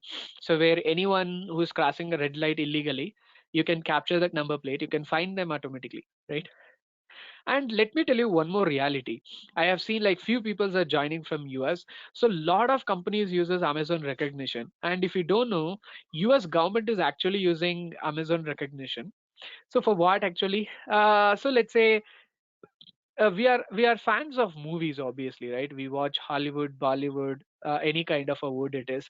So let's say if it is any action movie, if a terrorist is running in a, if terrorist in a different shape, he's already entered a city. So if you have seen in a movie, they use a face comparison software basically to check if there is any matching face in the city, right? For similar use cases, US government uses. So let me tell you, let me introduce your face comparison use case in Amazon recognition. So here I have a reference phase and here I have a comparison phase. So by using this reference phase, I'm going to check this phase whether it is exist in this comparison phase. Obviously the result says the similarity matches 99.9 percentage. So here the unsimilar phases also has been predicted. I can toggle the picture, but still it can able to make a predictions exactly. You can see this particular girl, she is in the third, you can see in the third location over here, I mean third position here. So it exactly matches 99.9 percentage. So you can, we're going to explore all these features again in this workshop. Make sure you register for this, okay? Saying this, we are done with Amazon recognition, and I would like to give you one more final demo on Amazon Lex, a chatbot service. So let me go to Amazon Lex.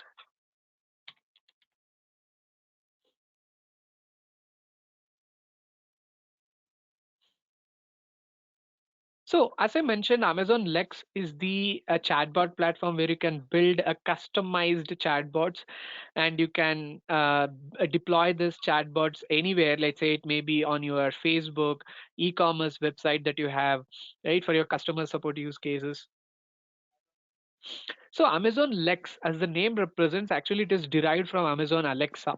We know that Amazon Alexa is a voice assistant. It's actually derived from it. So here I have a chatbot that I built for a flower shop. Okay, so before we getting started with chatbot, so before building a chatbot, we need to do a groundwork. Okay, like what do you mean by groundwork? Let's say if you're tomorrow you want to build a chatbot for a specific pizza shop. Okay, let's say how exactly pizza shop works here. Let's say a customer visits a pizza shop. How does a customer interacts with a pizza shop? Let's say I'm a customer. I go to a pizza shop. I mentioned, okay, so see, I would like to order a pepperoni pizza. Okay. Otherwise, I might mention I would like to order pizza. That's it. Maybe a shopkeeper mentions what kind of a pizza that you would like to order. So then I might mention saying that I would like to order a pepperoni pizza with extra cheese, blah blah blah, right? So then a shopkeeper might say, okay, so it's going to cost you, let's say, $25. Okay, then I might make a payment. So there's a groundwork, the interaction, right? So so here I have a chatbot that I built for a flower shop, which exactly does that. So let me show you guys a quick demo. So so Amazon Lex, so where I can interact with both, let's say, text and the voice. That's a beauty. So I can able to interact with the text or a audio. So now let's get started. So I'm going to interact with a voice right now. I would like to order flowers. So now I'm going to input audio. What type of flowers would you like to order? So you can see the AI is replaying back saying that what kind of flowers would you like to order. So now I can mention roses. What day do you want the roses to be picked up? So now it is asking for what day you want those roses to be picked up. So now I can mention the date. Let's say I will mention in a text itself. So let's say I'm going to mention 28 tomorrow. Pick up roses at what time tomorrow. You can see if I interact with audio, I get audio replay back. But if I interact with text, I don't get text replay back. So now let me tell 9 a.m. So now I'm getting a replay saying that our business hours from 10 a.m. to 5 p.m.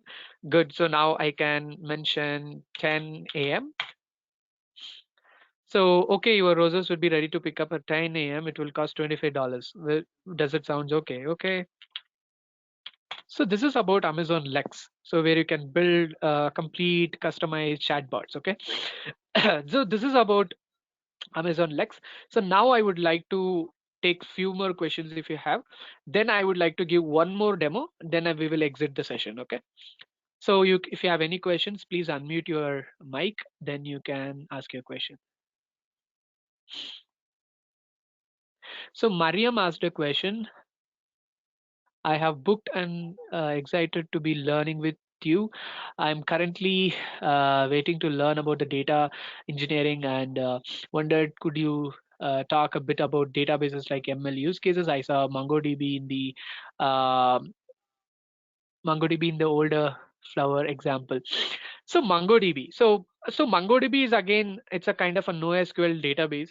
So basically, let's say when it comes to machine learning on AWS, we might not interact with databases directly. So let's say even if you have a data in databases, we get that to S3. From S3, we get it to SageMaker. That's how it works.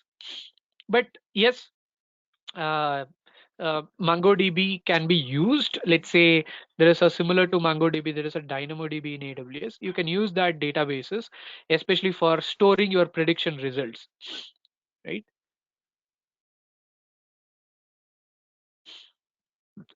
So Kunal asked a question. I just want to know, how can we get further in this domain? Obviously, so learning doing hands-on, Kunal. So right now today you might have some idea about what is AWS, what is machine learning. So get started and register for our workshop to get some more idea, more hands-on knowledge. Makes your hands dirty, so you get some more idea on what is ML and AI. So once you're done with our workshops, so then yes, you can think about taking a complete certifications course that we do. So I'm going to reshare this registration links in a chat window again. Again, let me repeat. The first link is for downloading. The first link is actually for registration for a workshop. Second link is for curriculum download, and third link for where you can download a free ebooks. But few more questions. Omkar has asked question. Time series analysis comes under which part in AWS? So time series analysis, there is no specific part. Let's say, yeah, give me a sec. Someone is talking, so I will just let me answer this and I will come back. So Omkar, so for example, if you're looking for time series analysis on AI service, I would like to suggest you to start thinking about Amazon Forecast, which can able to do time series forecasting. Otherwise, if you want to build a complete model from a scratch, so you can start using Amazon SageMaker. Yeah, someone is asking a doubt, so please unmute your mic and you can.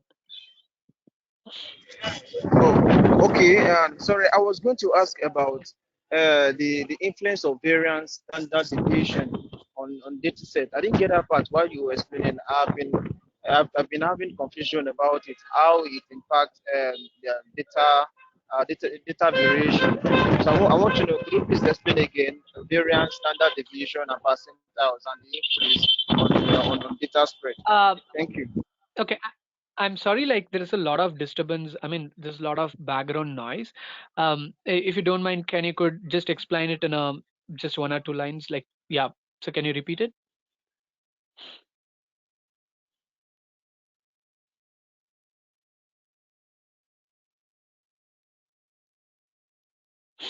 Hello. Okay. Okay. So let me know if you guys have any questions. Then finally, I would like to give one more demo, the final demo. So I'm going to give one more demo on one more AI service. It's called Amazon Transcribe, a powerful speech recognition service actually.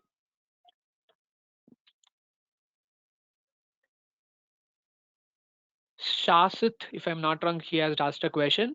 I'm going to answer your question after providing this demo. Okay, so just give me a few minutes. Let me just quickly provide a demo on this. So we're going to talk about Amazon Transcribe.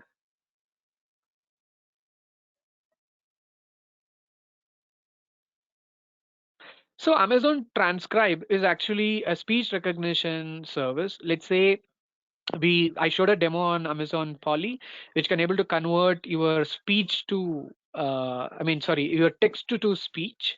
But here we have quite reverse. Let's say we have a AI service which can able to convert your speech to text.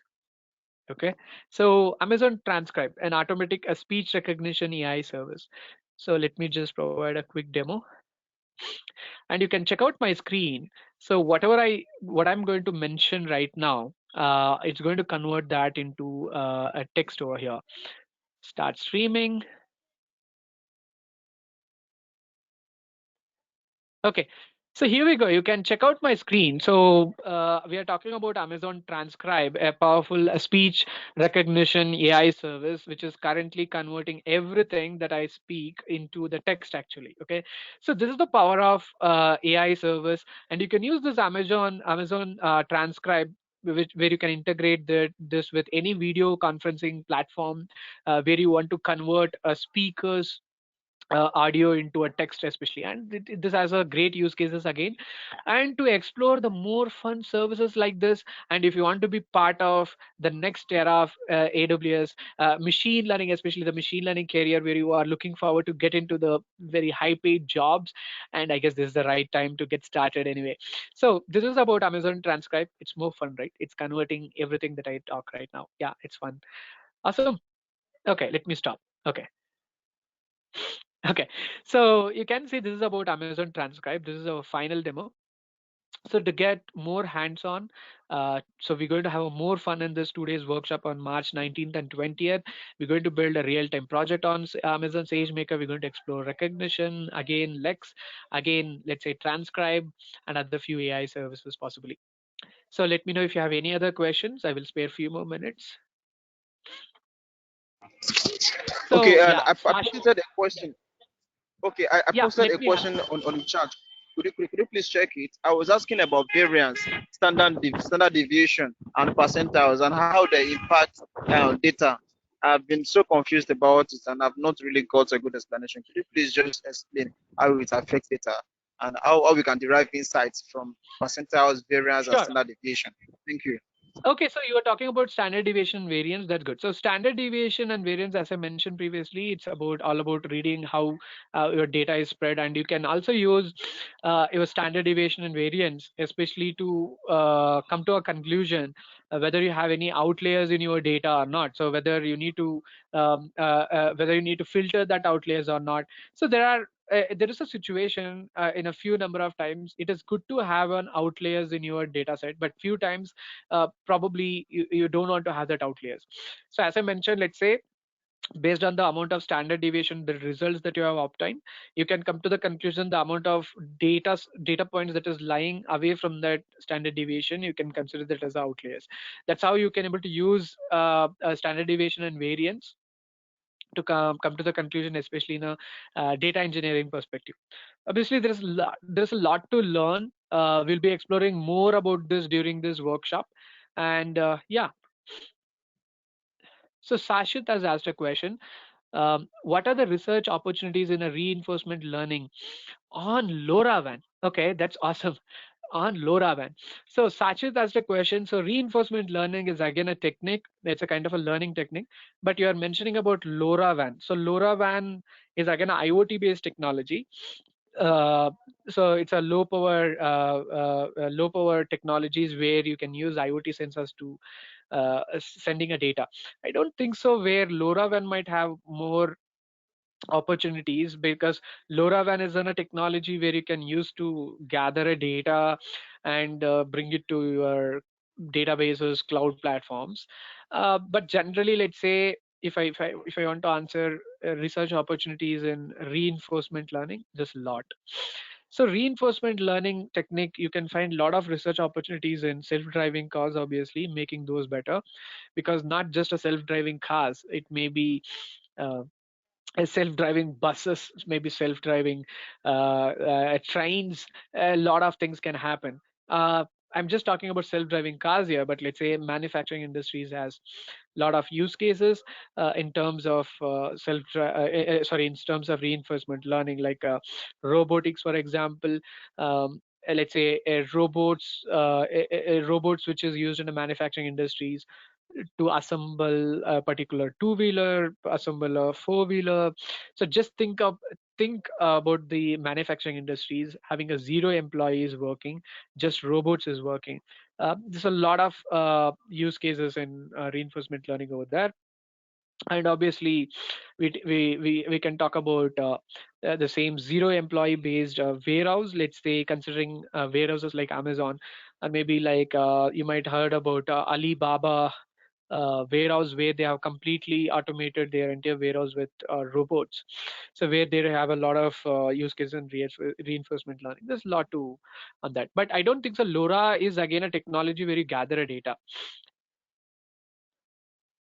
So Kunal has one more question. In a smartphone, Android basically uses a Google as their default service. Why should they don't use Amazon? Amazon doesn't make. Okay, so I don't think so, Kunal. This is a question related to this particular session. I'm just going to skip that. So Sorry, Xiaomi. a quick one, please. Please, a quick one. Can we have access to the slides, the presentation slides used for this webinar? Can Yes, you you will share be with us? receiving a recording. You will be receiving a recordings. Yes.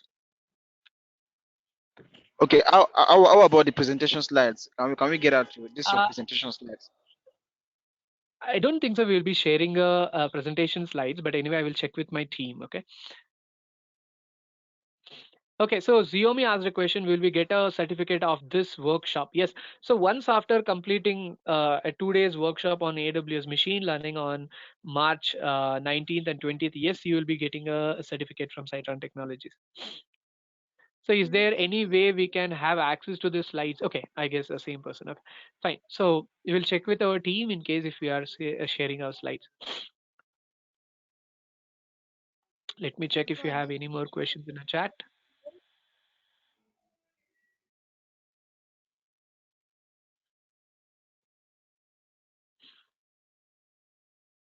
Okay, let me know, folks, if you have any other questions. I will spare just 1 more minute.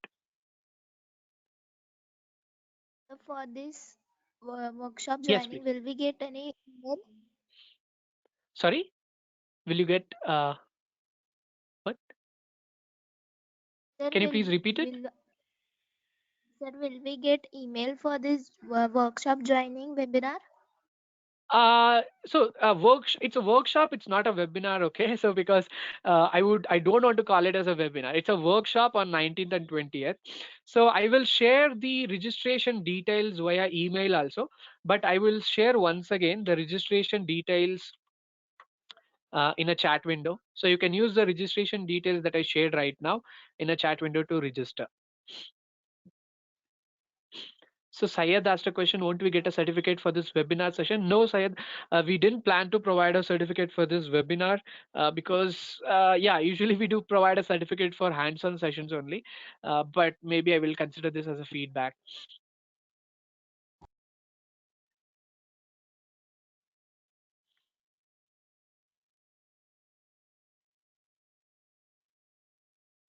So can I also have the recordings of your late webinar before this specific? Okay, fine. Zach, you will be receiving the complete recording of this webinar, no issues.